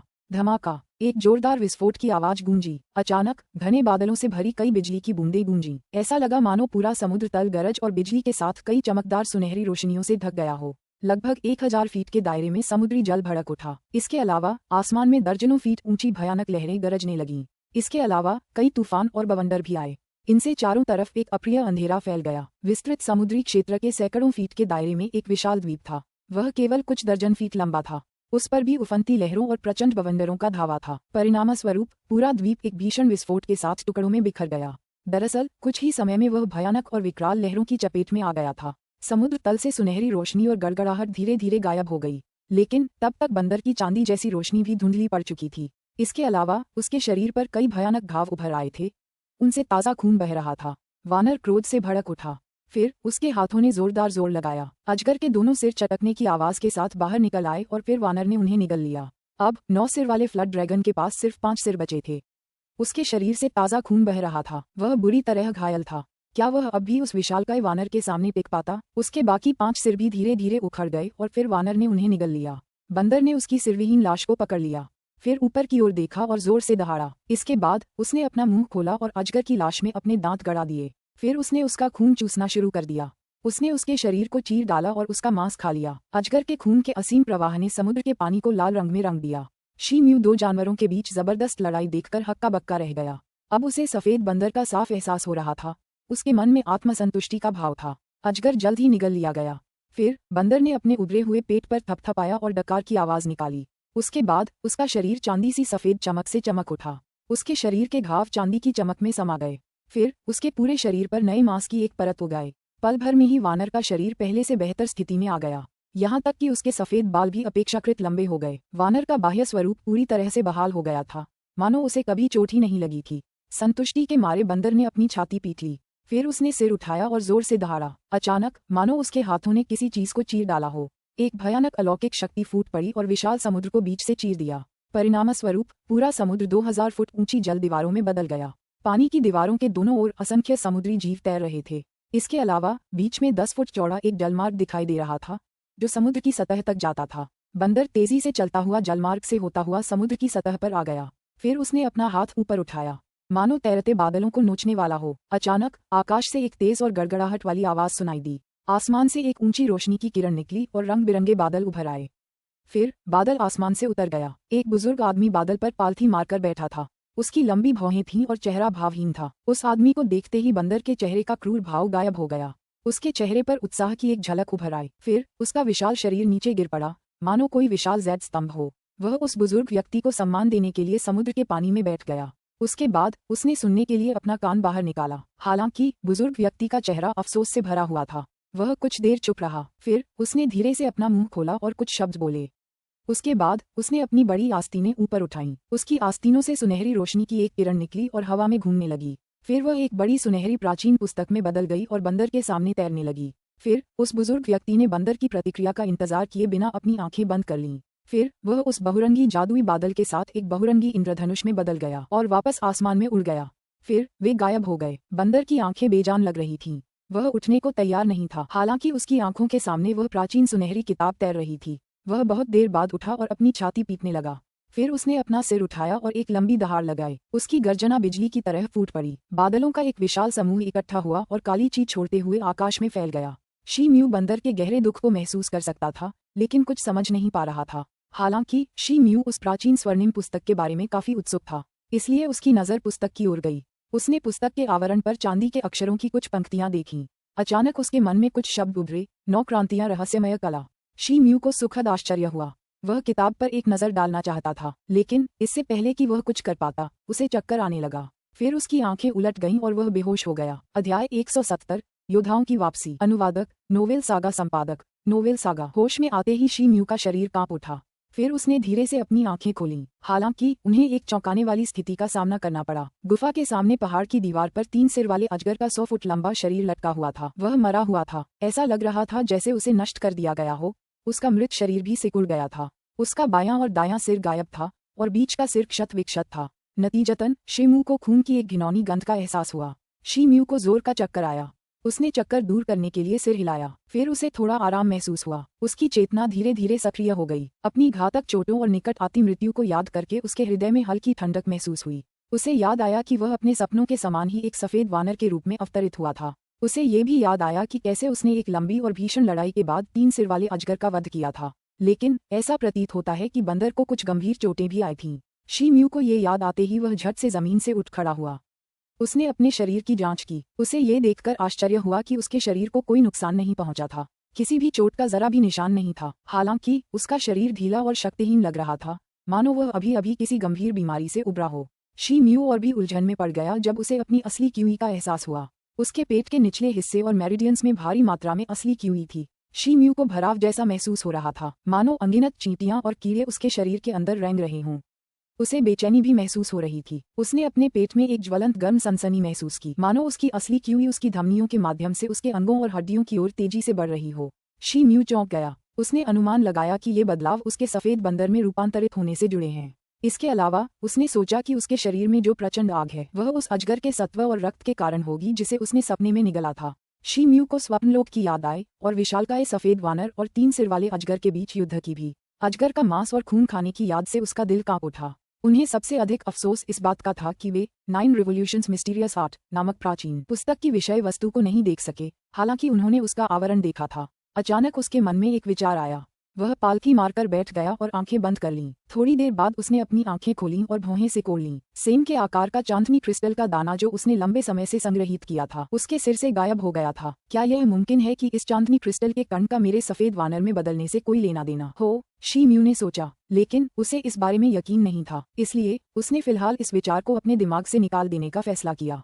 जो भी हुआ, सच तो ये था कि उसने अपनी हार को जीत में बदल लिया था। और तो और सफेद वानर की वजह से उसकी आध्यात्मिक शक्ति भी बढ़ गई थी। नतीजतन शी म्यू के मन में मिली जुली भावनाएं थीं। उसे ये याद आते ही खुशी हुई कि सफेद वानर के रूप में उसकी शक्ति इतनी तेजी से बढ़ी थी कि उसने अपने नंगे हाथों से एक जियान तियान मध्य अवस्था के भयंकर जानवर का वध कर दिया था। हालांकि वह थोड़ा चिंतित भी था।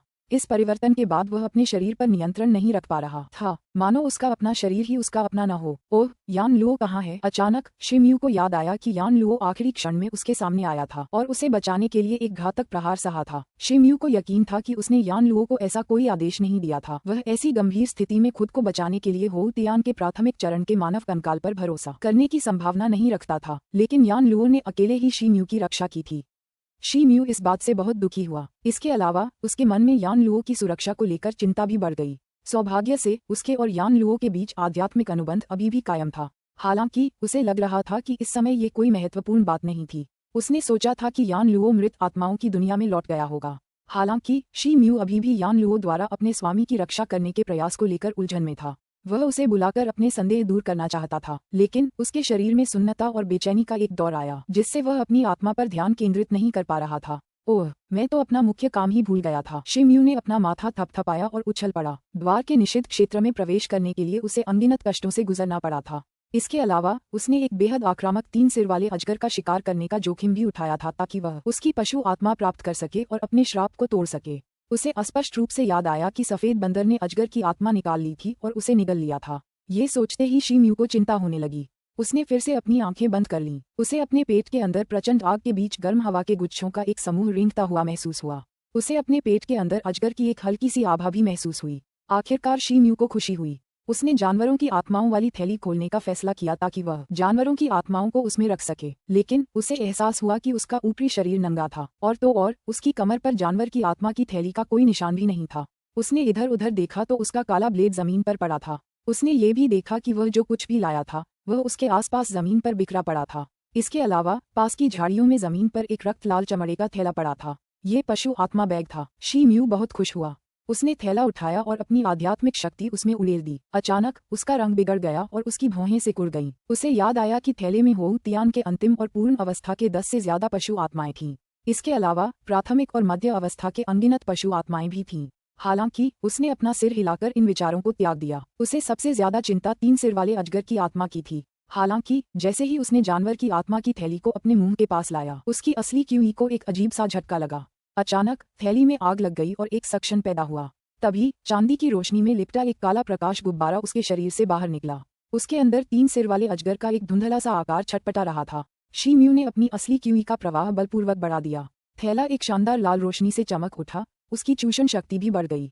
फिर चांदी की रोशनी में लिपटी काली गेंद चमक उठी और उस राक्षसी थैले में डूब गई। उसके बाद वह गायब हो गई। शी म्यू ने राहत की सांस ली। उसके चेहरे पर खुशी के भाव उभर आए। फिर उसने जानवर आत्मा वाला थैला सावधानी से अपनी कमर पर बांध लिया। इसके बाद उसने जमीन से अपना पैकेट उठाया, कपड़े निकाले, फिर काला ब्लेड उठाकर देखा। उसे याद आया कि जब अजगर ने उसके ब्लेड को काटा था तो उसमें से तड़क भड़क की आवाज आई थी। उसे उसकी पीठ पर कुछ छोटी छोटी दरारें दिखाई दीं, लेकिन इससे उस पर कोई बुरा असर नहीं पड़ेगा। उसने सोचा कि अपने संप्रदाय में वापस लौटने पर वह झाओ पिंग से एक और ब्लेड बनाने के लिए कहेगा। शी म्यू ने पहाड़ की दीवार में फंसे अजगर के शव को देखा। वह उसके पास गया और अपनी तलवार की मदद से अजगर की खाल उतार दी, जहां से उसके शल्क बचे थे। फिर उसने उसे लपेटकर कपड़े के एक टुकड़े में लपेट दिया।